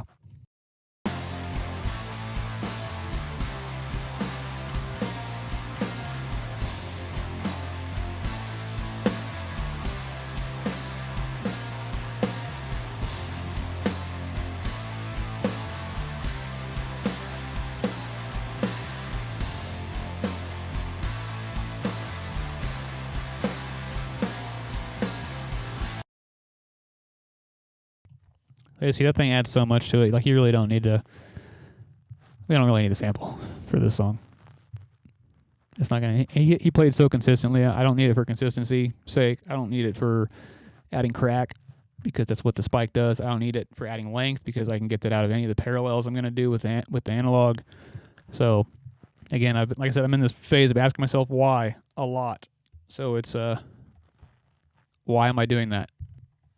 Outside of just testing the MIDI really quick, we don't need it. So even just to make sure I'm not going to be tempted, we'll get rid of it.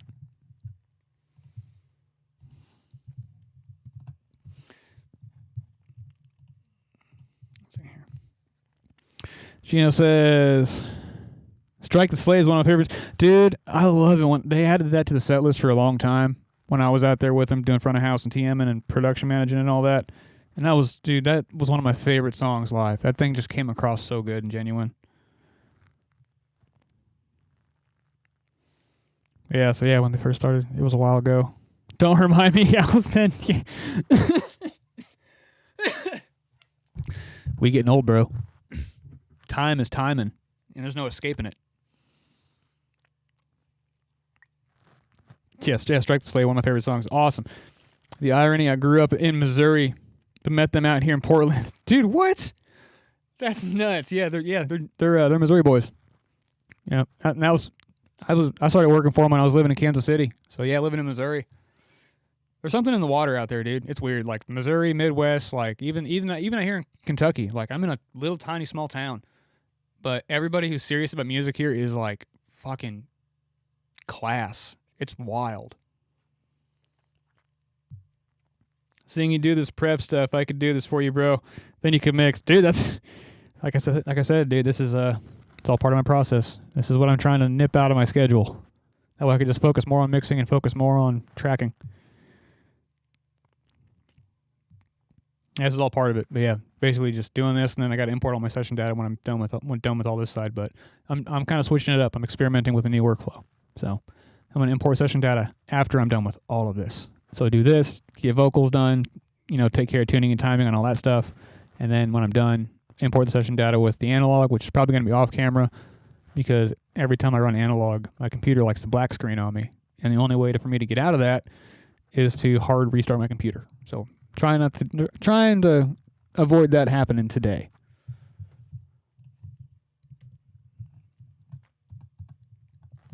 But yeah, all this is done. We got to do the tom MIDI.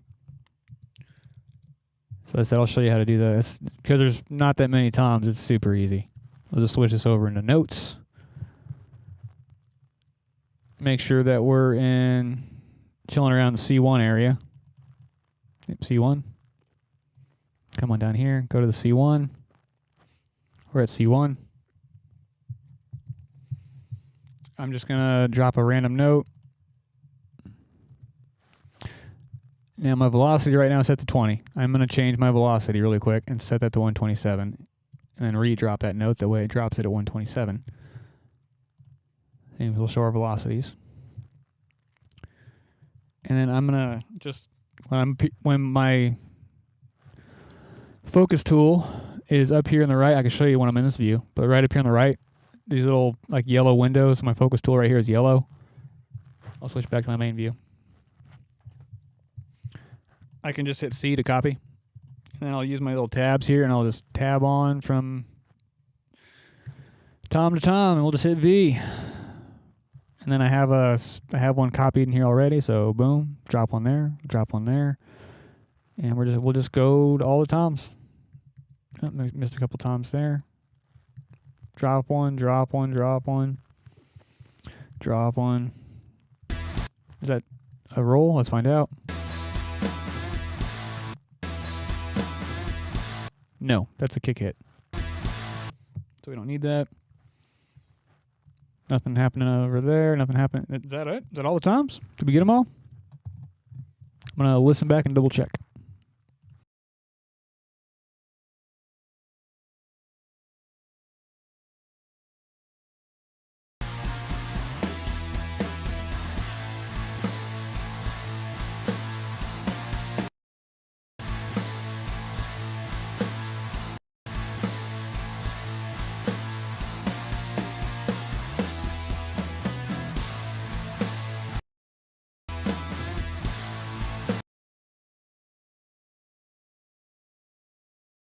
Yep, that's all the toms. That's guys at toms. And then for these ones, what we'll do, these are 2 softer tom hits, so we'll just bring these guys. We'll call it, I don't know, what is this? We'll call these 90, 94-ish, 95-ish. And we'll do the same thing down here. 94-ish, 95-ish.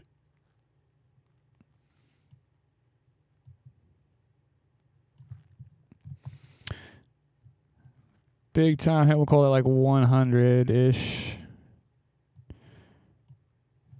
Need to kind of stretch this out. There we go. View I'm more used to here. Kind of pulls back on that one a little bit. Big solid hits. 100-ish. Kind of pulls back a little bit. We'll call it just under 100. There we go. Let's see what he's got going on. That's it. Tom's done.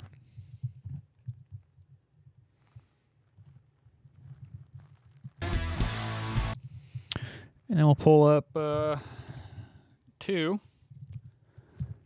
mono oxes. This will be WA T1, WA T2. The Westfall Audio toms. Our good buddy Tom. Tom's coming to the party. Make sure I don't have hair freak me out there for a second. Thought I had something crawling on my neck. Pull up our buddy. Trigger 2. And the only reason I ever do these ones is because I kind of revisited these toms. Buddy Eli brought in a drum set. We were making samples out of it.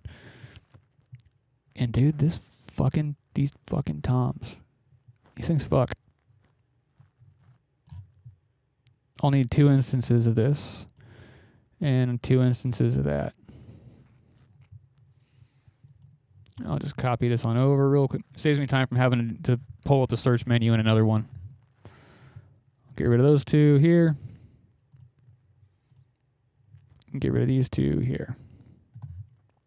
So on this one, you can see I've got a 421 here. Crank this really fast. There we go.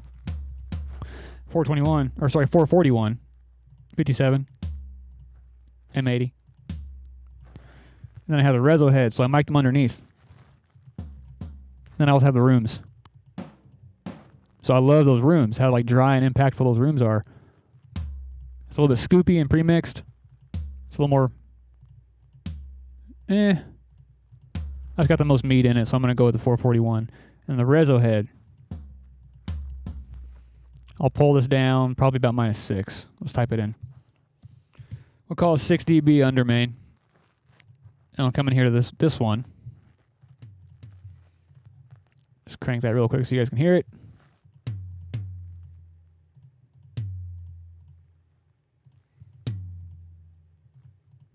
Reso in the rooms. So we'll go 441 and the reso head. And pull this back by 6 dB. Same thing in settings. These are set to fire on C1. So I need to reset the volume back to 0 so I don't screw anything up. Accidentally clip the output of trigger. And these are just little tiny sections in here. I'm going to switch this back from notes to clips. So now I have really good low end carry in these toms. And we'll see how accurate this is with the MIDI. Commit this up to the insert and we'll do nothing.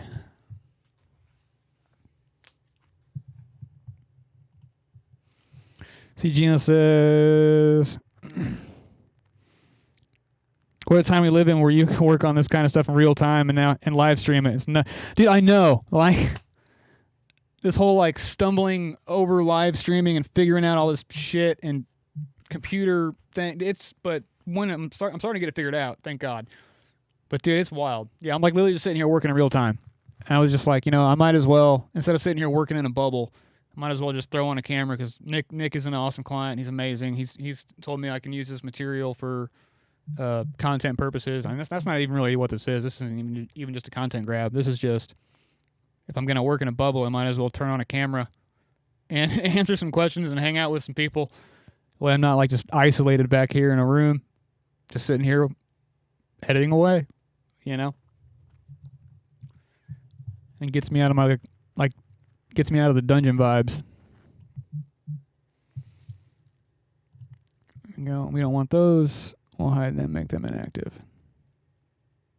Hide and make inactive. Yes. Yes. Sick. So now we have these, oh, I didn't do nothing. What the fuck? Oh, it's because I didn't solo safe the MIDI tracks. Ha ha ha ha ha ha ha. We need to bring those back. Come back. I need you. Back in my session. Oh, no, it's not that okay. I found my mistake. I can't wait to watch the pregame footage so I can just like scream at myself saying, Jordan, you fucking idiot. I didn't route the MIDI tracks to trigger. So you got to do that. That's important. You got to send things to where they need to go in this modern day and age. So yeah, Tom 1 will send this. No, not input. MIDI. Tom 1 for the MIDI. We'll send that to the Westfall Audio Tom. And then Tom 2 MIDI will send you to the Westfall Audio 2 Tom. There you go, buddy. Yeah, look at you engineering. I'm proud of you. Control Option, right click, commit up to this insert, do nothing, hit OK. Now we should actually have printed audio. Why aren't you printing my audio? You know why? Fuck. You should be printing my shit. Oh, you know why it's not printing? Because it's not on C. You didn't put your MIDI notes on C1. You put them on B0 like a fucking nit. Yeah, that's why you're not getting shit, bro. Let's make sure they fire. All right. Awesome. I need another cup of coffee is what this is.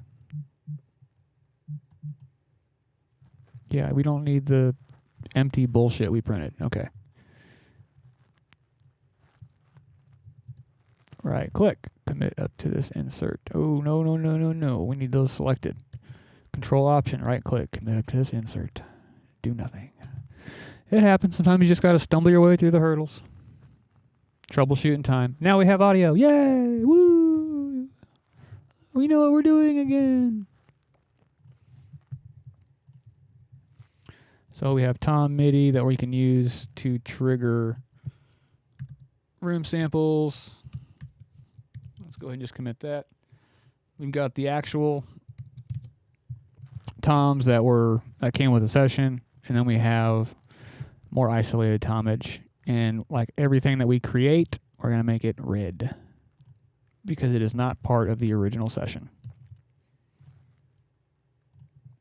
Hard pan these out. I'm going to hit play and we'll get a blend of these. See if they're even playing nice.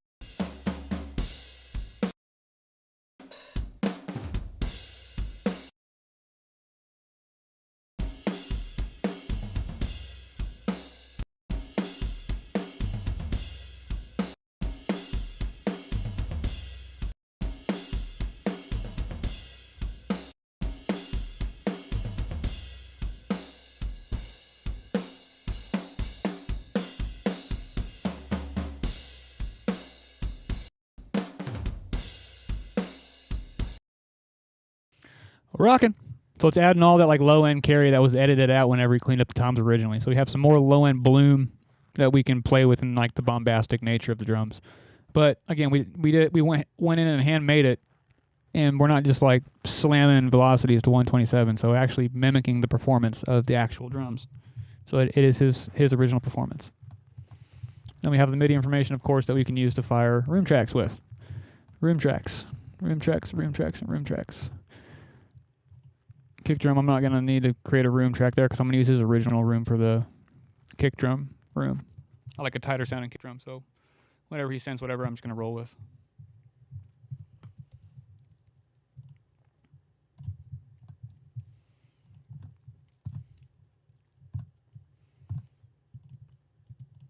Let's listen to some drums and some bass.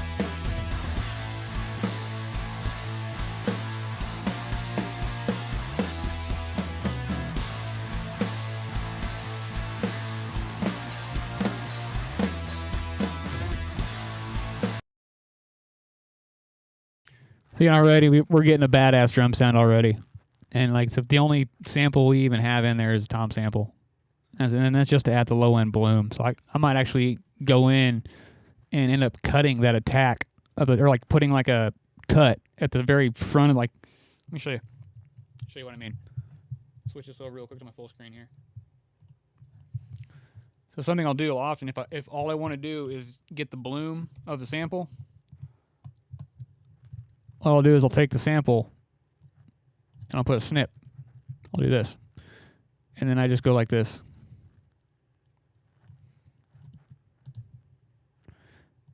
That way the attack comes from the real tom, but the bloom comes from the sample. Check it out.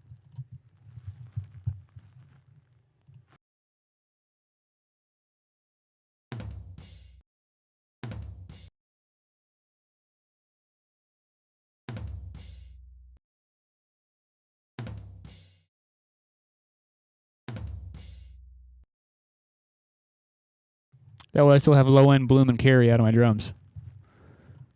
But I'm not like getting super fake attacks out of samples.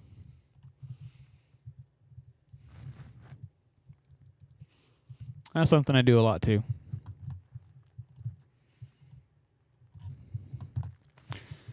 So that has got... That's got that guy done. Drums are done? Oh shit, no. Kick drum. We need... Yeah, fuck it. We have MIDI for everything else. Fucking might as well. Again, just for delivery purposes. It's one of those things like I'm probably not going to use it, but might as well just for archival and just to have it. Especially for archival.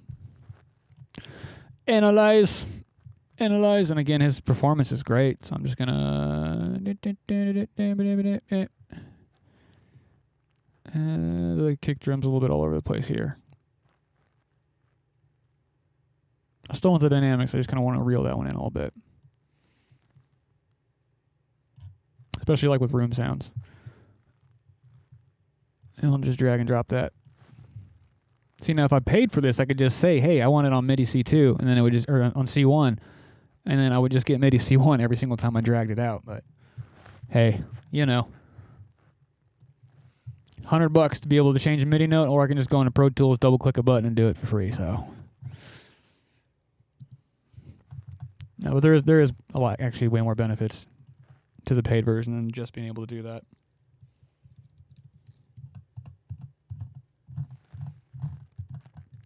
Switch on over, buddy. You got to get a C1, not B0. C1. Just kind of go through really quick. I'm going to visually check this because I didn't like get super critical with the MIDI on the kick drum. Just make sure. Always helps to double check. Can't fully rely on technology. At least you shouldn't. Don't let me tell you how to live your life, but you shouldn't. We have MIDI hits on every single kick drum. That's the beauty of MIDI. If we missed anything, then we can add it, or if we have too many, we can always subtract it. Rock solid. And this is why I wanted to try not adding the fades or doing the shifts internally on the attacks, because I wanted just a hard start of the waveform. That way the MIDI would trigger off that hard start. Yeah, it looks rock solid.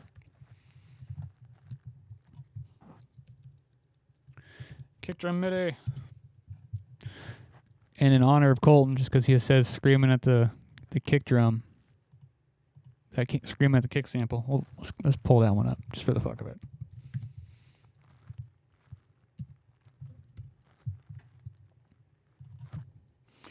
This will be the wah kick. Did I print the snare? And I didn't even print the snare. Yeah, I did. I printed the snare. Let's print the snare in stereo. Okay. Oh yeah, I don't need you anymore. The wah kick in honor of Colton because he said screaming at the kick. And I do have some really cool. I'm gonna pull up a stereo version that way you guys can hear the room sounds. It's cool. Because this is the one we recorded this kick drum in a theater. It's done in a big, huge theater.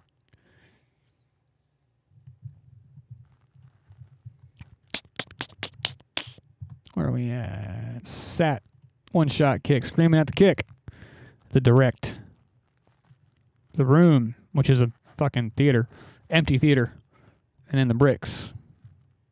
This thing is freaking cool. Alright, check this out. Here's the direct. Good punchy rock kick. Tons of low end. Mute my mic real quick.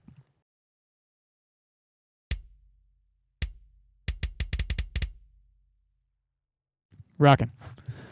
And then the room, this is a theater. Awesome. And then the bricks. I love the bricks. They just add space and depth.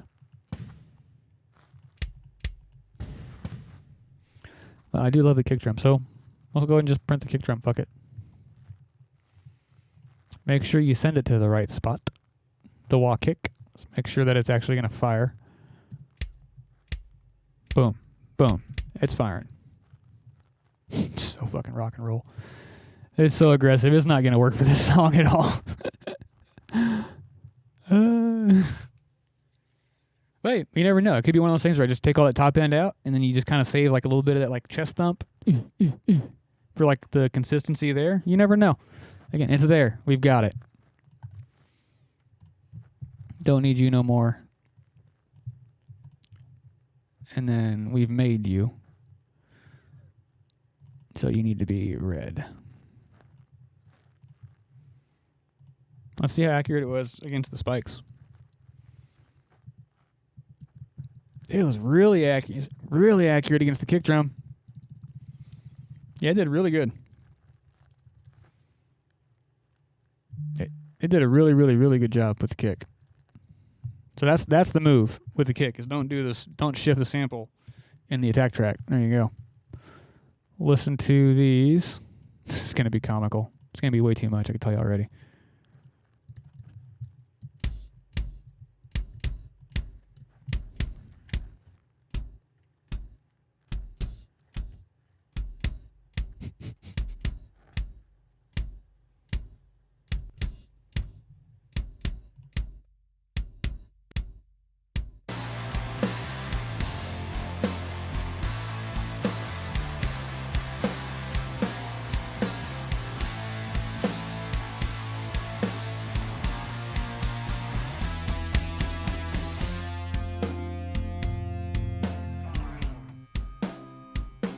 It's just a fucking punk rock beat down.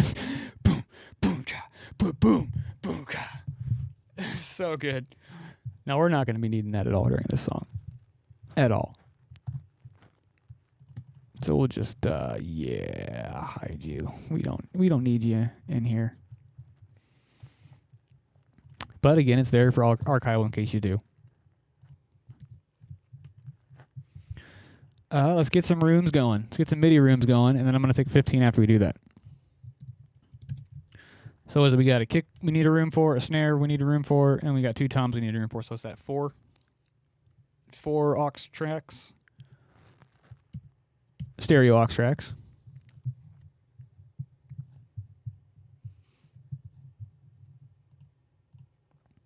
Genius said, wait, you lived in Kansas City? I grew up in Springfield, man. Oh, dude, yeah. Yeah, it was, I lived in Blue Springs area. I lived in Kansas City, and then I lived over in Kansas for a long time, like Shawnee Mission area. Like that whole Overland Park kind of spot. Actually really close to the mall. Oak Park Mall was like my next door neighbor. Yeah, that's them's is the stomping grounds. It says, okay, so the MIDI tracks are for like key spikes, right, where you can run samples on them. Yeah, essentially, yeah. The spike tracks. On the snare specifically is a unique one because I use that to add attack to the snare. So I'm not just using that strictly as like a trigger track, but it's a way to really quickly generate MIDI. Or if you want to, dude, you can just straight drop Steven Slate trigger right on this track, and then just run the sensitivity all the way down to 0, and then you'll never get a misfire. So it's like a way essentially that we developed to never have a misfire trigger. And then that turned into, we can also generate sample accurate, velocity accurate MIDI off of that track. So that took it a step further. And then it was like, well, firing Steven Slate trigger off of MIDI is more accurate than firing off of an audio track. So we just keep taking it. It's like one of those things. You start doing it, and then you take it a step further, and you take it a step further, and you just keep on refining it. So this is kind of where I landed on it for now. Where now I just use the attack tracks to add more impact to stuff, and to get them to cut through things more, kind of like, almost like a transient designer track. Same thing with the kick one. And then the tom ones, I don't really end up ever needing it, but the tom ones, I'll do that in order to, because the way he edited these, he didn't say the low end in the toms. So I'm probably just going to use these, ditch the attack, the actual stick attack of these, and just kind of supplement some low end bloom with these in the toms. But again, everything for a reason, right? So there's a reason I did these. I kept these. And then I ditched this one because we don't need it in this song. And then the kick one just highly inappropriate for the song. But then, now I'm going to take all the MIDI information we made, and we're going to fire room samples with it. So kick room, snare room, tom 1 room, tom 2 room. So we'll pull up some Steven Slate trigger here. Just 4 instances. And we're just going to pull the rooms up of those samples that we had originally printed in. So this one, I do love the sound of this. I don't know if I have the fucking room in this kick drum, but I do love the room in this kick drum. Oh, I don't have the room. Oh, that's a good kick drum. Damn. All right, we'll use this one. We'll go with the bricks because the bricks in this are a good, kind of short room. Yeah, that'll work. That'll totally work. That's a good room. All right, snare room. We're going to use the free one from YouTube because, like I said, that's actually a snare drum that I probably should charge money for because I actually use the shit out of it. Here we go, snare. Pull up 3 because this is just to add ambience. So I'm going to maybe play with the overheads. You know, maybe do that. Pull in the rooms. Super live. And then the bricks. So we'll play around with some of that. Blend of those 3. Yeah, makes sense. Dude, yeah. I'm about to hop off here. Yeah, I built some houses there in KC, one by Blue Springs and another by Legends Mall.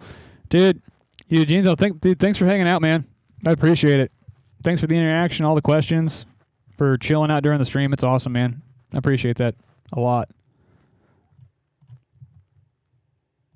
Here we go. We'll pull up again, my favorite toms right now. I'm loving the fucking Eli toms. Eli's rack. Eli's rack. Sorry. Here we go. The little room mic for that. Browser. Westfall Audio. See, I'm in this phase where I'm just using all my own shit now. Floor tom. Or like I would rather just kind of use my own custom stuff because it's just, you know, I track it the way I like it. So, you know, might as well use the things that you track the way that you like versus trying to like take something else and trying to force it in there and make it something that you like. I know I'm immediately going to like this. There we go. Now we have all the rooms. Let's make them red because they're not part of the original files. Then we just take all the MIDI information here, switch this over to small. Take our tom MIDI, and we'll send tom 1 to the room. It's trigger. Tom 2, we'll go to the room, to the trigger. A snare MIDI, snare room, to the trigger. And the kick MIDI, we go to the kick room, to the trigger. And as long as I have all the MIDI solos saved, I should be able to just solo out the rooms, and you should be able to just hear this. Yeah, you should be able to just hear these rooms. So here we go. I'll solo save these, and then I'll mute my mic. You guys can hear this.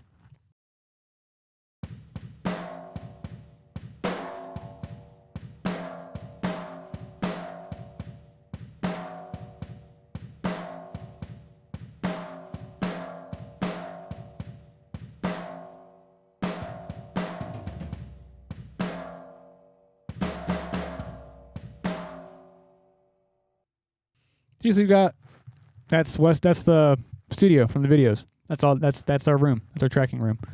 Then I can add his room into it. We'll listen to that.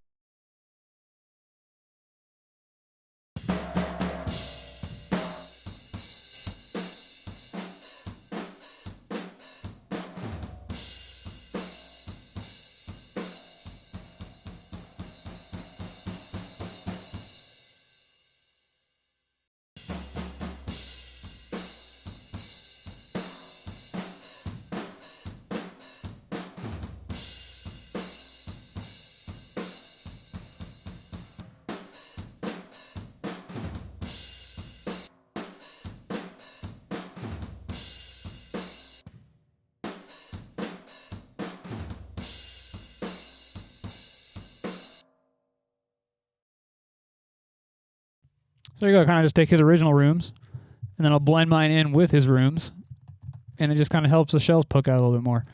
So I'll create a quick little rooms group. And we have a group of just the rooms. We'll mute out, or we'll solo out all the drums.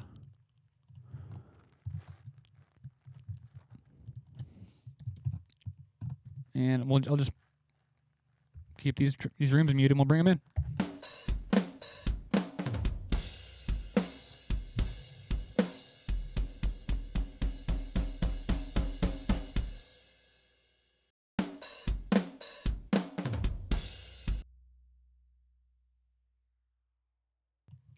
I pushed the wrong button, guys. I apologize. Here we go.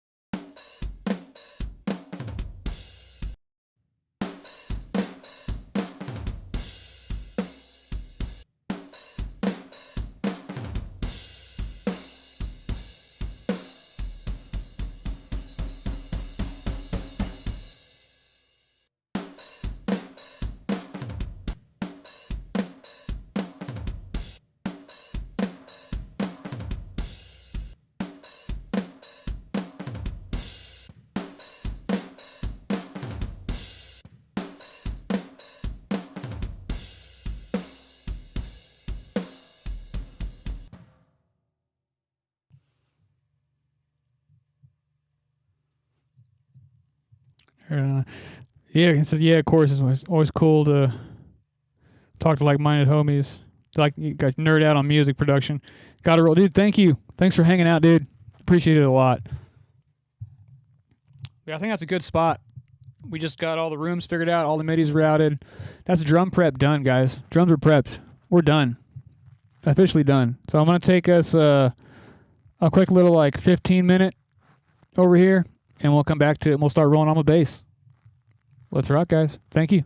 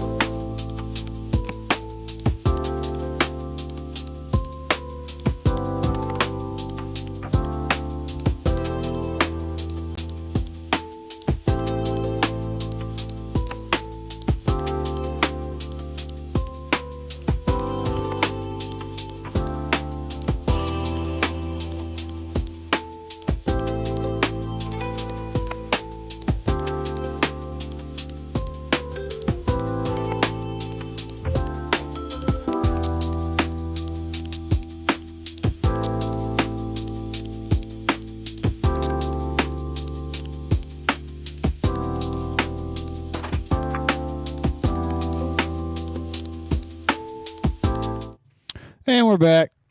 We're back from our break. I got something in my eyeball. Son of a gun. Of course I do. The second I get back. Eyelash in the eyeball. Gotta love it. Oh. So we are officially done with drums. We got everything routed, everything done the way we need it. Moving on to bass. So from here is usually where drums are sitting pretty. We'll go ahead and check out some bassage from here. I have like a... Oh, what is it? It's I have a thing I do like with the bass DIs. So we'll figure out if we want to do that here. But we do have to top and tail for amp noise. And I think there is some bass buzz happening here in this break part. So we'll take care of that too. Have a second, guys. All right, here we go. We'll bring in... Oh, let's listen to some bass.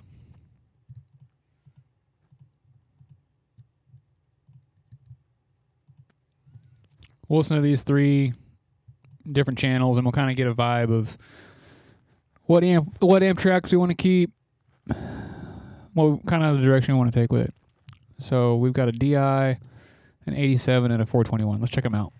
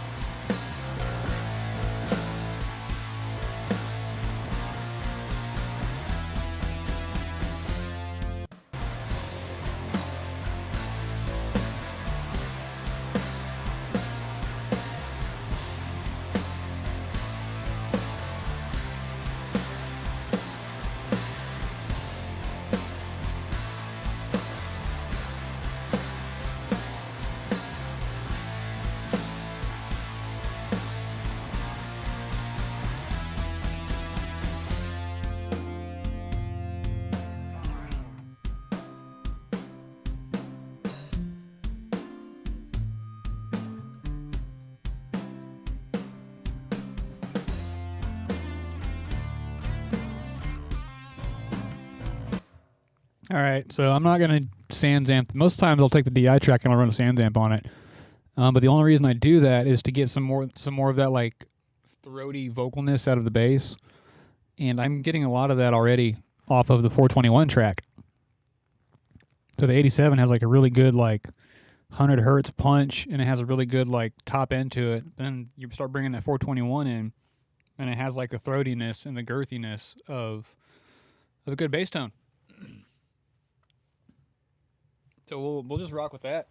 And the bass DI has like that super clean, like hyper focused low end. So we'll just no need to change, no need to fix what's not broken.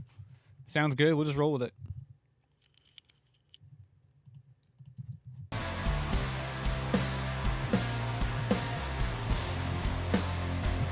So yeah, but we do have to top and tail the sound, so we'll do that, like the amp buzz.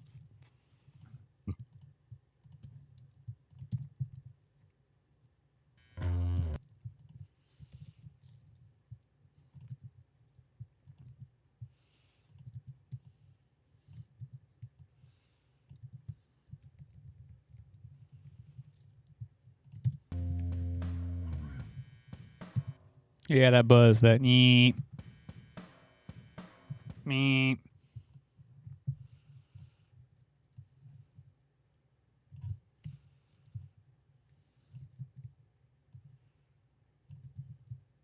A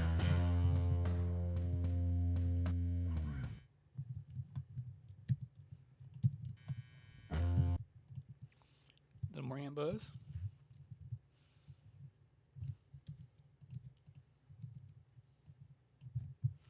Make sure I'm going to slip at it.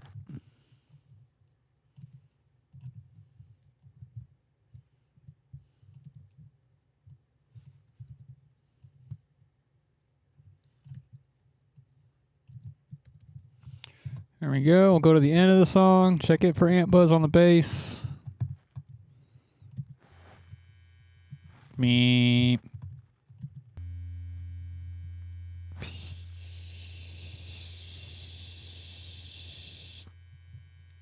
Just buzzing. Humongous long decay on that last note.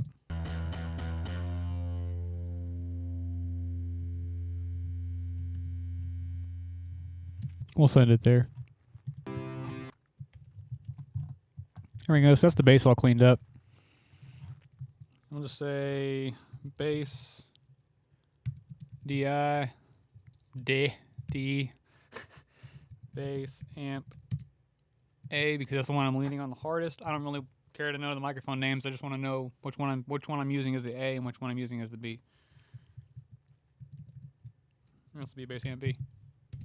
So essentially I'm looking at it as a dual amp blend. I have two different sounds to play with. I've got a smooth and creamy sound, and then I have like a really like throaty, barky kind of sound.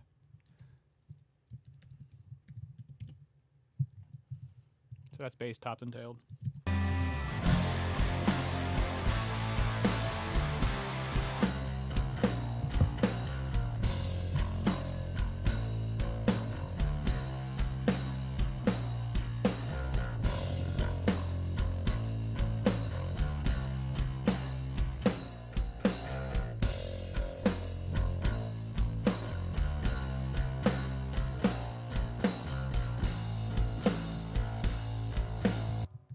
Sick. I dig the bass blend. I dig the tonnage. It's topped and tailed. We'll clean up the guitar noise. Moving on to the Bogner. We'll solo that. Make this good and large. Yeah, this is all just amp noise.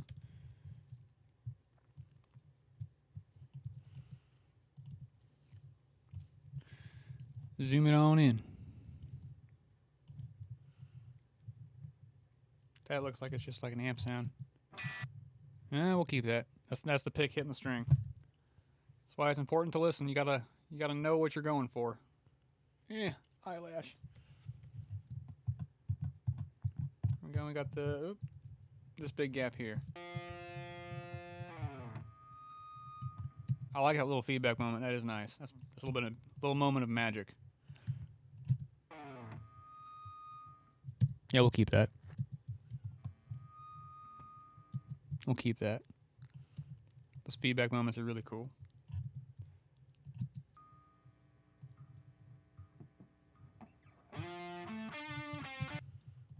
And we'll clean that there. To the end of the track.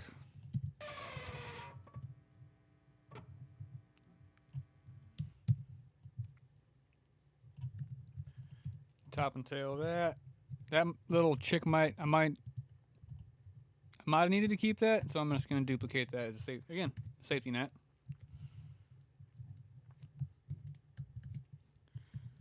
And that's clean.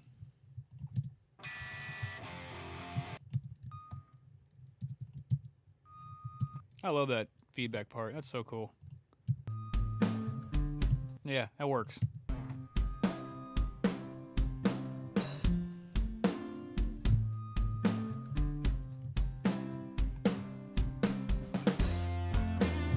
Rocking. All right, we'll go ahead and clean up this next guitar. Moving onwards. Keep the momentum going.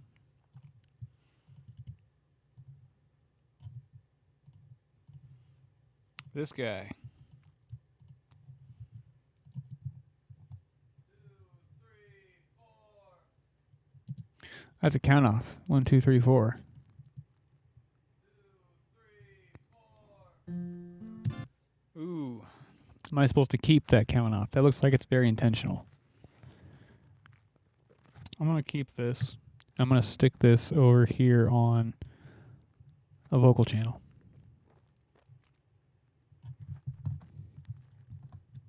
I feel like that's intentional.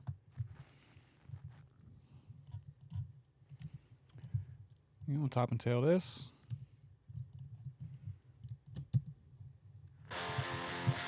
Looks good.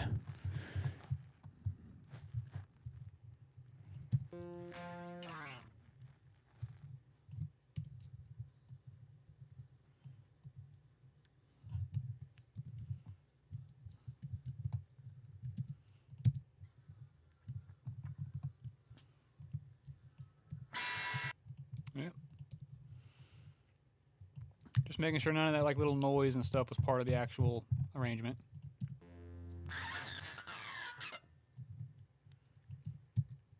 See, now that I'm hearing the other guitar parts, I feel like the little chick that I took out, might have needed to leave that in.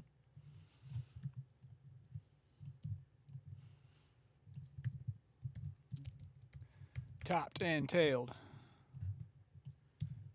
And the count off has been preserved. So that's this one done. Last guitar. Top and tail of this guy. Unsolo you, and we'll solo the guitar that we're editing. Here we go.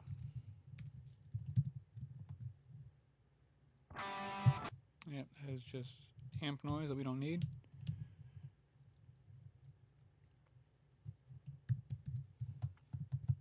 That looks good to me. Check. Ooh, that might be that looks intentional. Let's listen to this.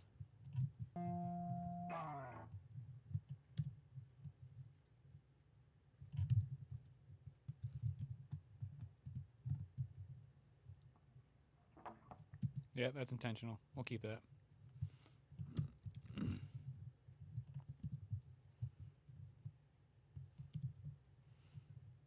Little guitar sound there.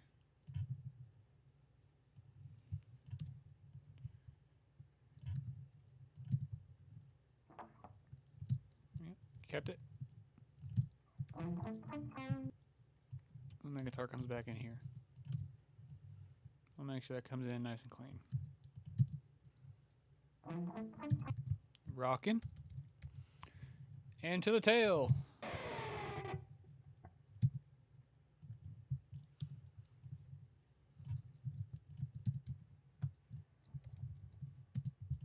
That's got all the guitars and bass ready to rock.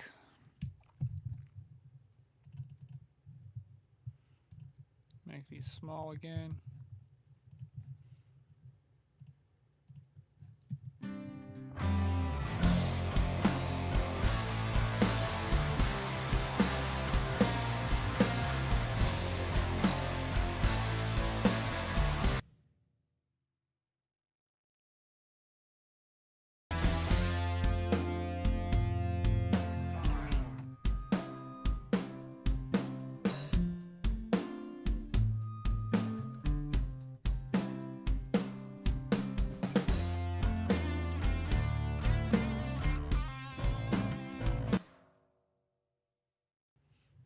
Sweet. So drums are done, samples are placed, MIDI's made, drum rooms are being fired, everything's been cleaned. We've gone psychotic with the hi-hats. Our like crazy Arkham Asylum padded a room self, cleaned them. Let's check out the acoustics. Let's see how much cleanage these need. Or if any, you never know. So we've already got some cleaning that's already happened. Solo them out and listen to it.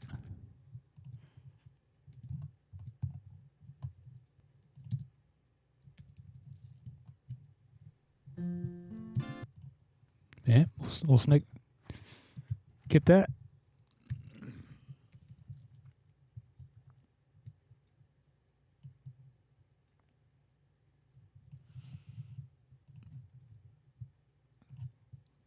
That's already pretty tightly cleaned up.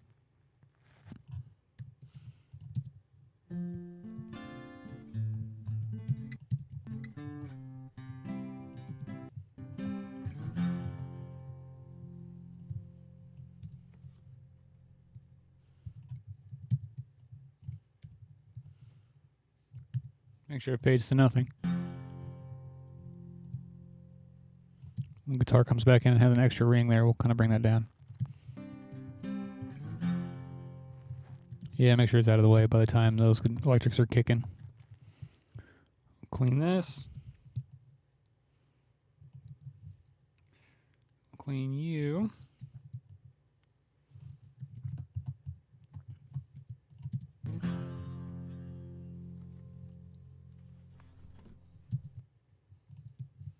Make sure I'm no, I'm not safe to hit that button yet. Fade that out. Get rid of the cutoff. Fade this out. This guitar likes to have a warble, I think. Yeah, guitar has a comeback. Did it again. No, we ain't duplicating it. On to the next. We'll top these. Topping and tailing. Topping and tailing. Big old final notes. Fade them down into nothing. Good long fade. Check this fade at the end. Make sure we didn't screw that up.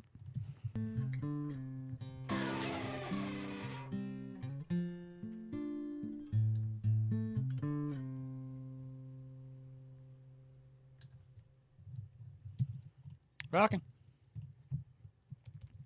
So that's got the acoustics top-tailed and stripped silence.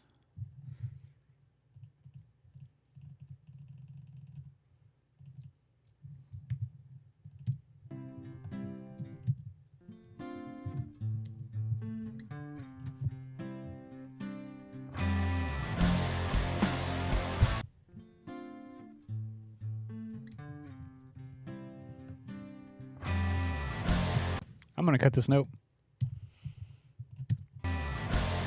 That way it's just the guitars on that downbeat. Bam.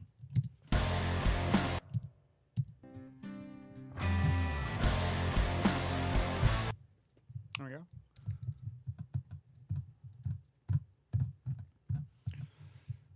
Oh, it's all prepped and starting to look pretty and good.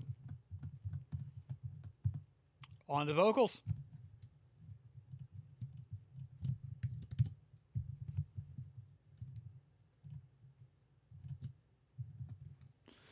Time to start getting down with the nitty gritty here. Vocal time.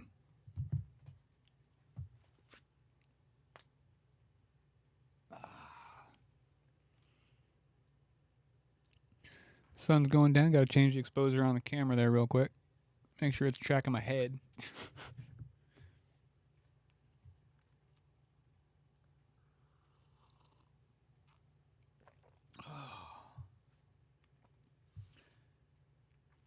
Doing the hang, doing the mix prep, getting ready to dive into vocals.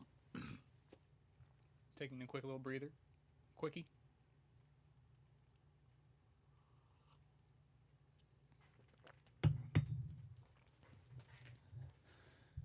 All right. Vocals. So we have vocals that are recorded with a couple different mics. So we have 2 different mic options on the vocals. That's cool. And we have harmony. We'll make these active. Oh, that's right. We have our count off. We'll make a new track for that. The count in with quotes.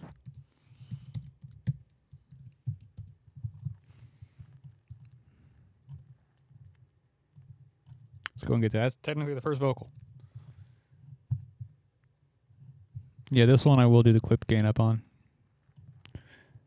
And we'll clean that.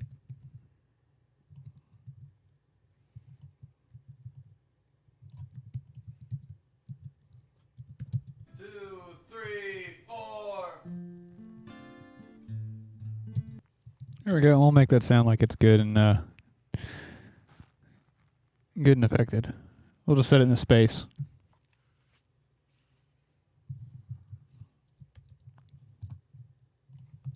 The count-in vocal. It's done. Make it green. It's the money. Send it.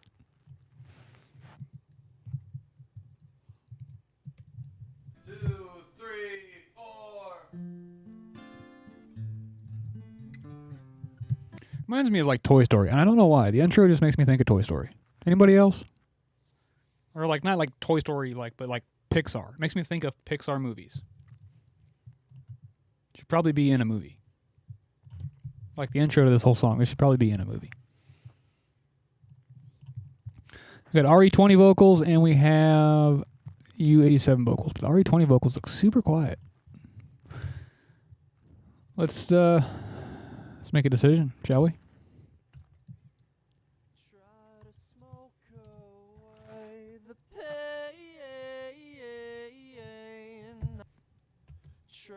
to smoke away the pain. Try to smoke away the pain. Really cool vocal sound, man. That's super cool. It's tough because there's things in both of these mics that I like. It's really hard. I know the one thing I don't like is how quiet they're recorded. They're recorded very quiet. So yeah, we'll clip gain these. Ooh, shit, like 12 dB? Really? 12? Yeah, 12 dB. Intimate vocals, though, so I get it. Try to smoke away the pain. That has a really good, like, airy character in it. For being an RE20. That's, like, unusually airy for an RE20. Let's try the 87. Try to smoke away the pain.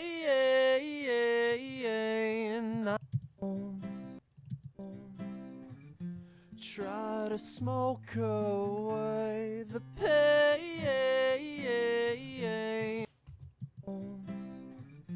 Try to smoke away the pain. Dude, I think I'm going to go with the RE20. Like, the U87 just has, like, I mean, it's pushing the upper mids really nice. But there's something about the way it's catching, like, the consonants in words that I'm not thrilled about. Let's listen to the second verse area here. I'll be as real as I can be, or understood, and I know I'll be as real as I can be, or Well, shit. And I hear that, and then now I'm like in the fucking... Well, it's because it's louder. It's because it's louder.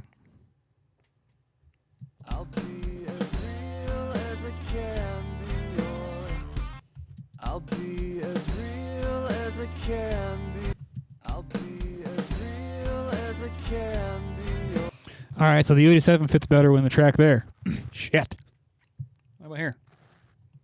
Damn it.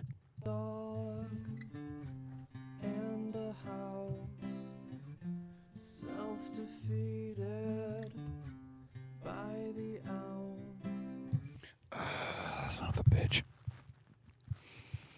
What do we do? Do we go with both?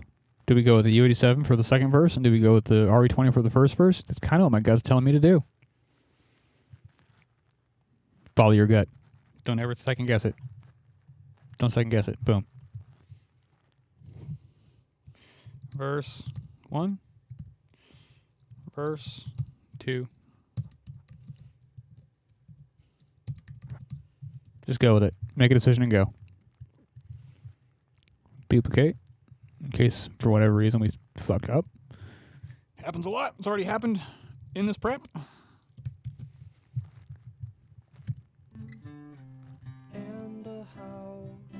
Yeah, because I like the mid-range. Like, the mid-range of the RE20 against that acoustic is really nice. But then in the full track, when the drums are kicking and everything, the U87 just felt better. Like, had like a better place without me even doing anything to it. So just don't fight your tools. Lean into the tools. Tuning's great. Performance is amazing. Don't even have to touch it. Don't want to screw with it. That's great. Let's make a decision here on the choruses. Let's mute the harmony. It's a harmony vocal. It's the wrong color right now. Harmony vocals get this odd shade of... Oh, no! No! Just the harmony. Gets this odd shade of blue.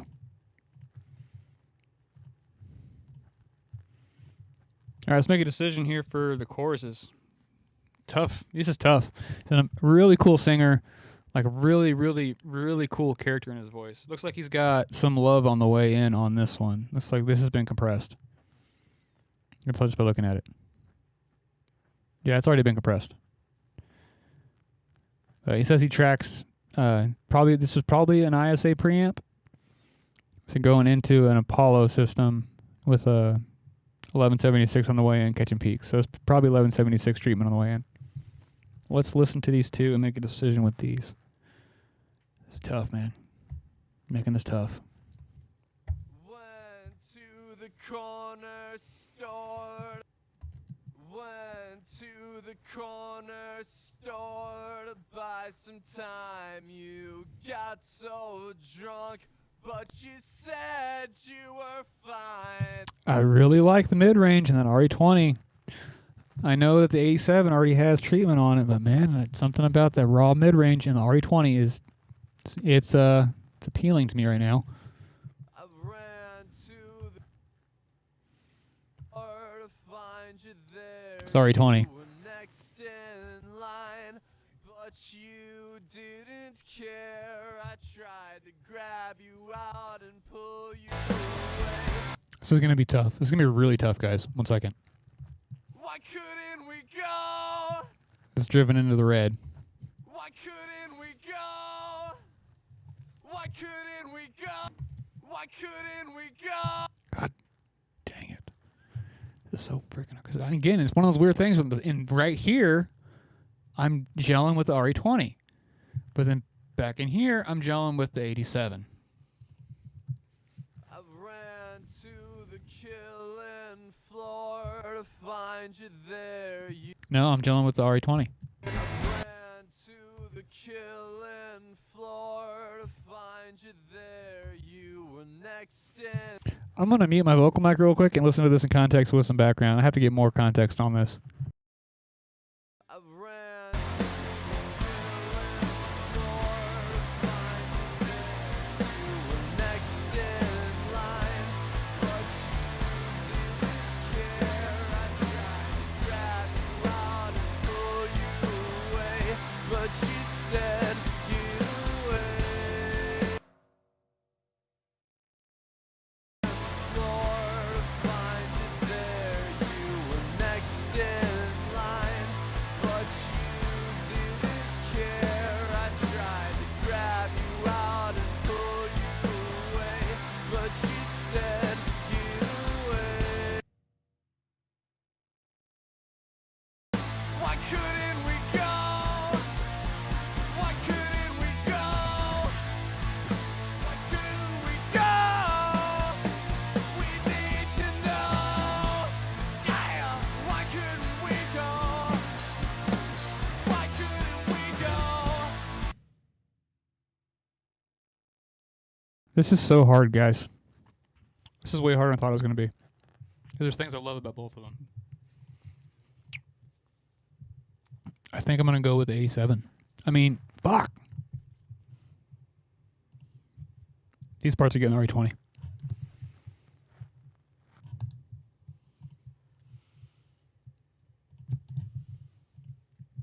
And then the LE part's going to get the U87. I hope I make the right decision here. Here we go. Just kind of gaining these up. Any other day, I went to the corner store to buy some time. You got me, but you said you were fine. Ah, fuck it. Let's 87. Fuck it. 87. It just I don't have to fight it as much whenever the band kicks. That made the decision. Harmony vocal. Let's check it. But you said you were fine. I think we have to do a little bit of ambient cleanup on that.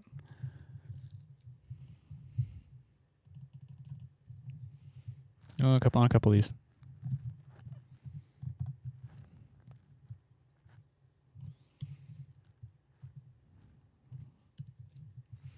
Just getting rid of some of the room.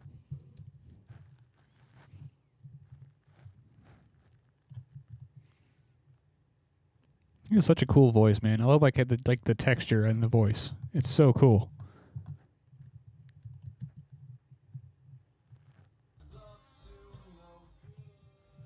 I ran. So cool. Like the mid-range.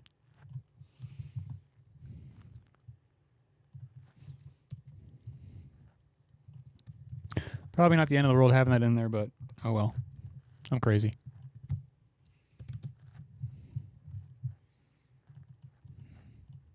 We got more over here too. Nope, that's part of the main vocal. That might end up on its own channel. I'm not saying might. That is going to end up on its own channel. Let's duplicate that.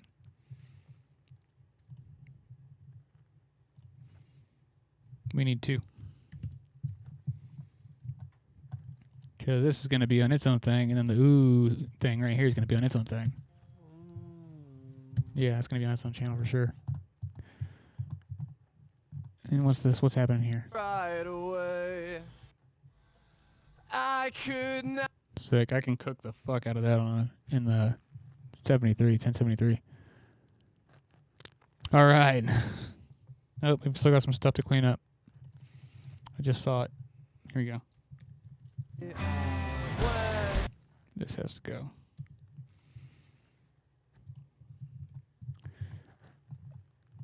These like little tails right here. This bleed. That's got to go. Bleed.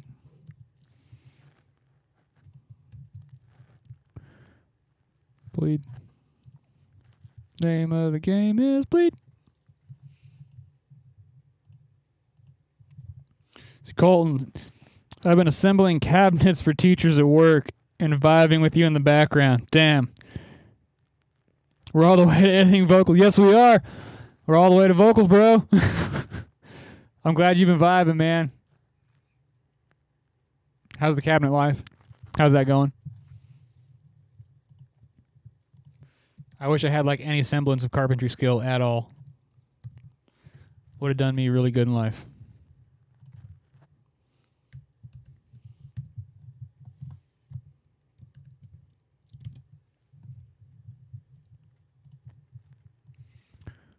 Kabalama. Wait, no, this is a verse. This guy. Yeah, verse up here. All right, harmony's been cleaned. Let's check it out. But you said you were fine.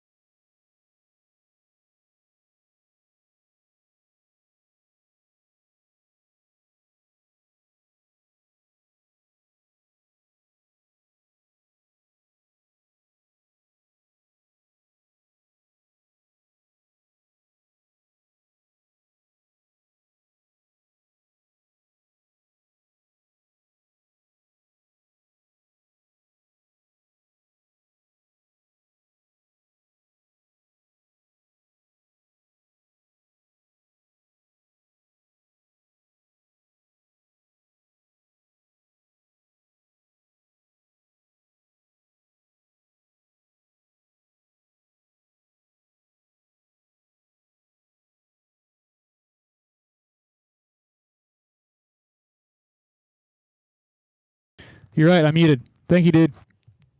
I said like on the assembly grind over there. But no, like the note for this harmony vocal was to he wanted this to sound like it was like a 1930s radio announcer. So I got to find a way to make it sound like it's from the 30s. That's the goal. Scratchy 1930s like radio announcer.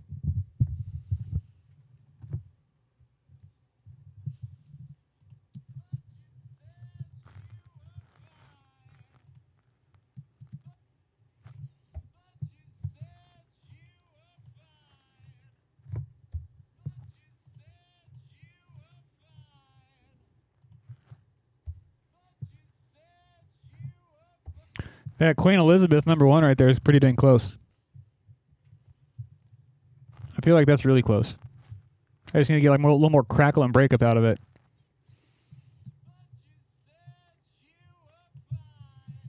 Like Transformer breakup. It has to be a really specific kind of saturation. Like here, this might actually do it. That channel strip saturation might actually do it.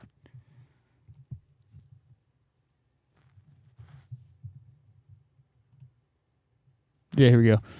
Yep. Go over some channel strip saturation.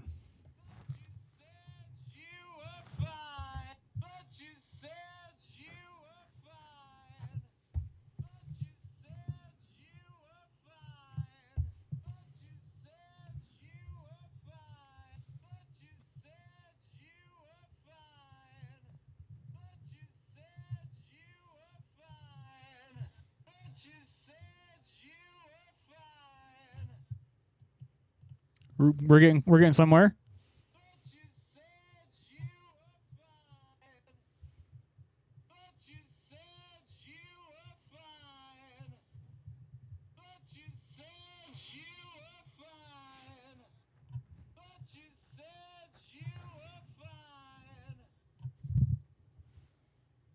Or should I go after?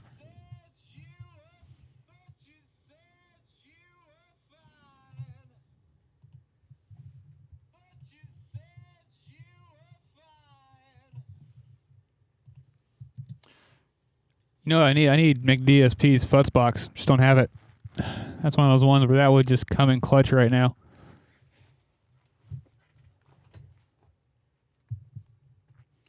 But yeah, I think the King's microphones right now. I think that vibe is working.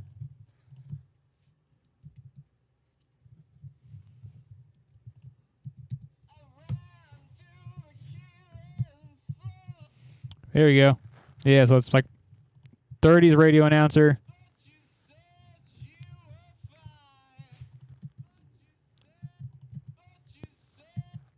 And so you wanted it kind of separated. So we'll find out. We'll separate it real quick.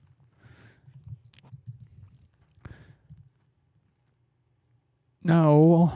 Where's Epic? I've been really digging this plugin lately. It's got some really cool stuff in it. Yeah, CLA Epic. And what do we have? We've got a tape. We don't need the tape. Throw, slap, maybe crowd. Let's play around with crowd. Play room. We'll put it in a room. Let's play around with this.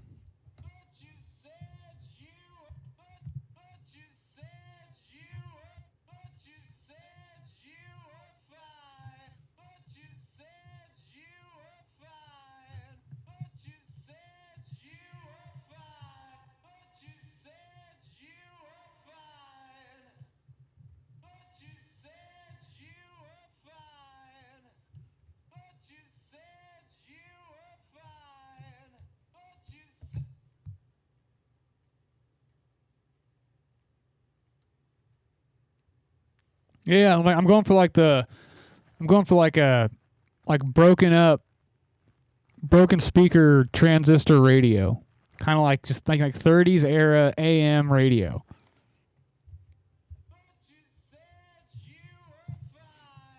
There's like a resonance in it. I'm probably getting ready to pull that out. There's like a whoo in there somewhere. We got to get that. EQ6.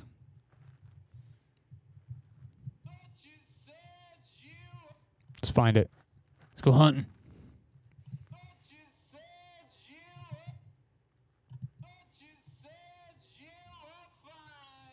Where you at?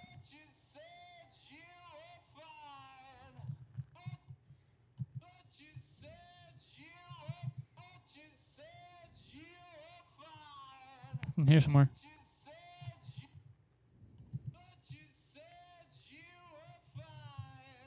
Be careful because some of the mid-range in there is some of that magic.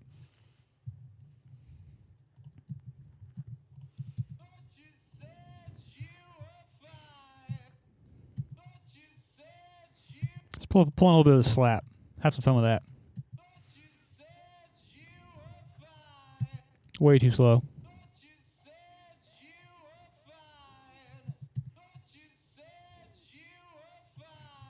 There we go.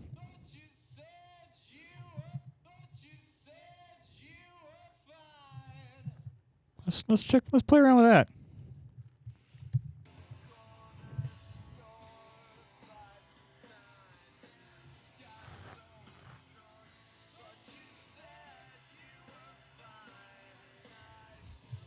I see what he's going for now.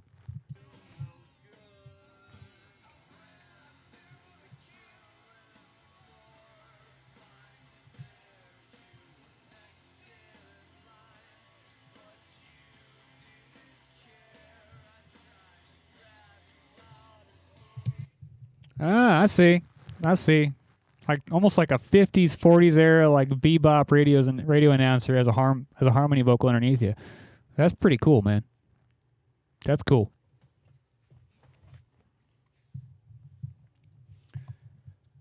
Yeah, this is we're prepped, guys. We're ready to dive in and mix this sucker. So this is the point where I'd start bringing in all the groups and the information and hitting bus compressors and doing all the fun stuff. So the beauty being we've already got a good rough balance. Things are already all audible. All we got to do is just kind of add another 10% from here and not fuck it up. But yeah. You guys got any questions? You guys got anything for me before I hop off here? I think this is a good spot. Because like I said, this is done. I'm not going to go into a mix from here. So it's one of those I'll never mix on the same day that I prep. Because I feel like it's like, again, Baseford said it best. It's like you have like an HP, like a life meter.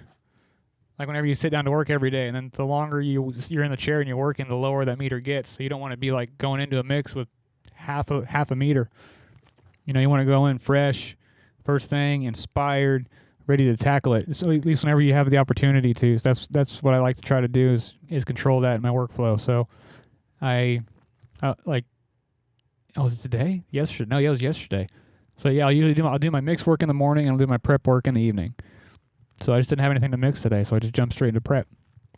But yeah, yesterday I did 3 mixes and then a whole bunch of admin work for the rest of the day. Hung out with you guys, did the Q&A. I woke up this morning and just went straight into mix prep. Turn on the camera. So yeah, this guy's prepped out. It's like we've been streaming for 3 hours. Yeah, we literally went from importing the tracks to ready to mix in 3 hours, and that's with breaks and me sitting there talking with you guys. So this whole entire process, maybe an hour and a half without narration and without breaks.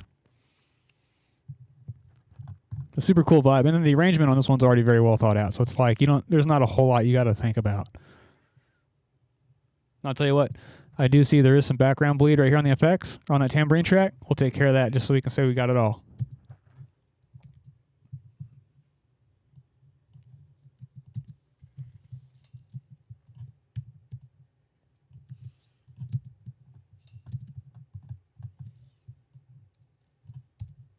There we go. Clean that up. We're cleaning it.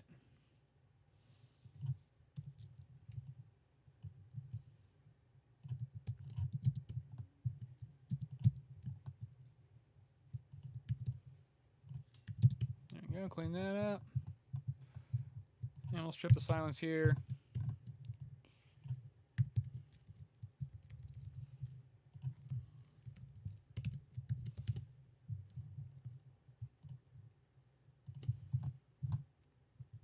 And there we go. So this is fully prepped. This is what a fully prepped session looks like. It's done. Everything's in. All the silence is cleaned. The MIDI's in there. Everything's routed. Spikes are made. Kicks, toms, snare, whatever needs to be cleaned is cleaned. You know, hi-hat's cleaned, whatever. Whatever needs to be done is done. Everything's routed. You got the room sample tracks are good to go. So you're firing in a different... I'm firing my own drum room, so it's basically like he's playing in my studio here. It's kind of the vibe I'm going for, because that is a tight room with a lot of bombastic energy in it. Bass, sometimes in this process, I'll take the DI, I'll compress it, or I'll EQ it a little bit, and then I'll run it into the Pro Tools SansAmp plugin, because that plugin is awesome and it fucks. But I only do that whenever I need the throaty, girthy mid-range. But in the amp track he sent, Amp B is already offering that, so I don't need to do that. There's no need to be redundant on that tone. Guitar amps, I know they're multi-mic, and I don't consider the blend and print part of prep on this one. This is one of those how the blend between these two mics is going to be very dependent on the inspiration of the mix whenever I get in there. So it's one of those I don't want to paint myself in a corner right now. I want to leave a little bit of room to play around with that in the mix and have some inspiration on that. But it's the silence has been stripped, so strip silence on that, topped and tailed. Acoustics are topped and tailed. A lot of times like this, if it's stereo acoustic, I'll put it on a stereo track. But on these, they're doing two different things, so I'm going to treat them a little bit differently. And so yeah, move the count off, save the count in the 1, 2, 3 off of the acoustic bleed, and put that on some vocal track. Separated out some vocals. Clip gained some stuff around. Made the decisions on the vocal mics what we were going to go with where. Already applied the client mix note to the harmony or the production note. I wouldn't call it a mix note. I call it a production note. But yeah, that's already been applied to the harmony vocal. That way we don't completely go Space Case, because that's me thing. I'll fucking go Space Cadet, guys. If it's not like on a sticky note, like stuck to my monitor for me to see first thing in the morning, I'll forget it. So I tried using the sticky note program for a long time, and I abandoned that last week because I'm an idiot, and I at the end of the day I shut my computer down, and part of my shutdown process is closing all the apps. So I'll close the sticky note app, and I'll wake up and be like, it's just a normal day, nothing to do. And then about noon hits, and I get a text from a client, and I'm like, oh fuck, the sticky notes. So I'm going to actual paper sticky notes, like write it down, stick it to my fucking computer screen. That way when I wake up in the morning, it's just staring me in the face, and I know right where to go first thing in the morning. But yeah, that's it, guys. That's I'll switch over to chat here, see if you got any straggling questions, anything I haven't touched on. Also, real quick, I'm gonna give you guys a taste of this. Taste of this badass jam again. Yeah, you guys like my elevator music? Yeah. Yeah. ChatGPT made that for me in like 5 seconds. I was like, I need like lo-fi coffee shop music. Think like call waiting elevator style. And dude, that's what it kicked out. I figured it's a little more relaxing and engaging than the metal background music that I had. So I'm sticking with that now. I've got the call waiting elevator music from ChatGPT, so I don't catch a copyright. And it worked. It kind of blew me away, actually. Doesn't sound bad. It came in at a mastered volume. It's got the lo-fi stuff. It's 100% AI. Like AI made that from nothing in like 10 seconds. Kind of freaks me out. And here I am, an audio engineer, mixer, mastering engineer, and I'm grabbing AI to make me fucking shit in videos. Like, what the fuck, man? What's the world coming to? How much longer am I going to have a job in this world?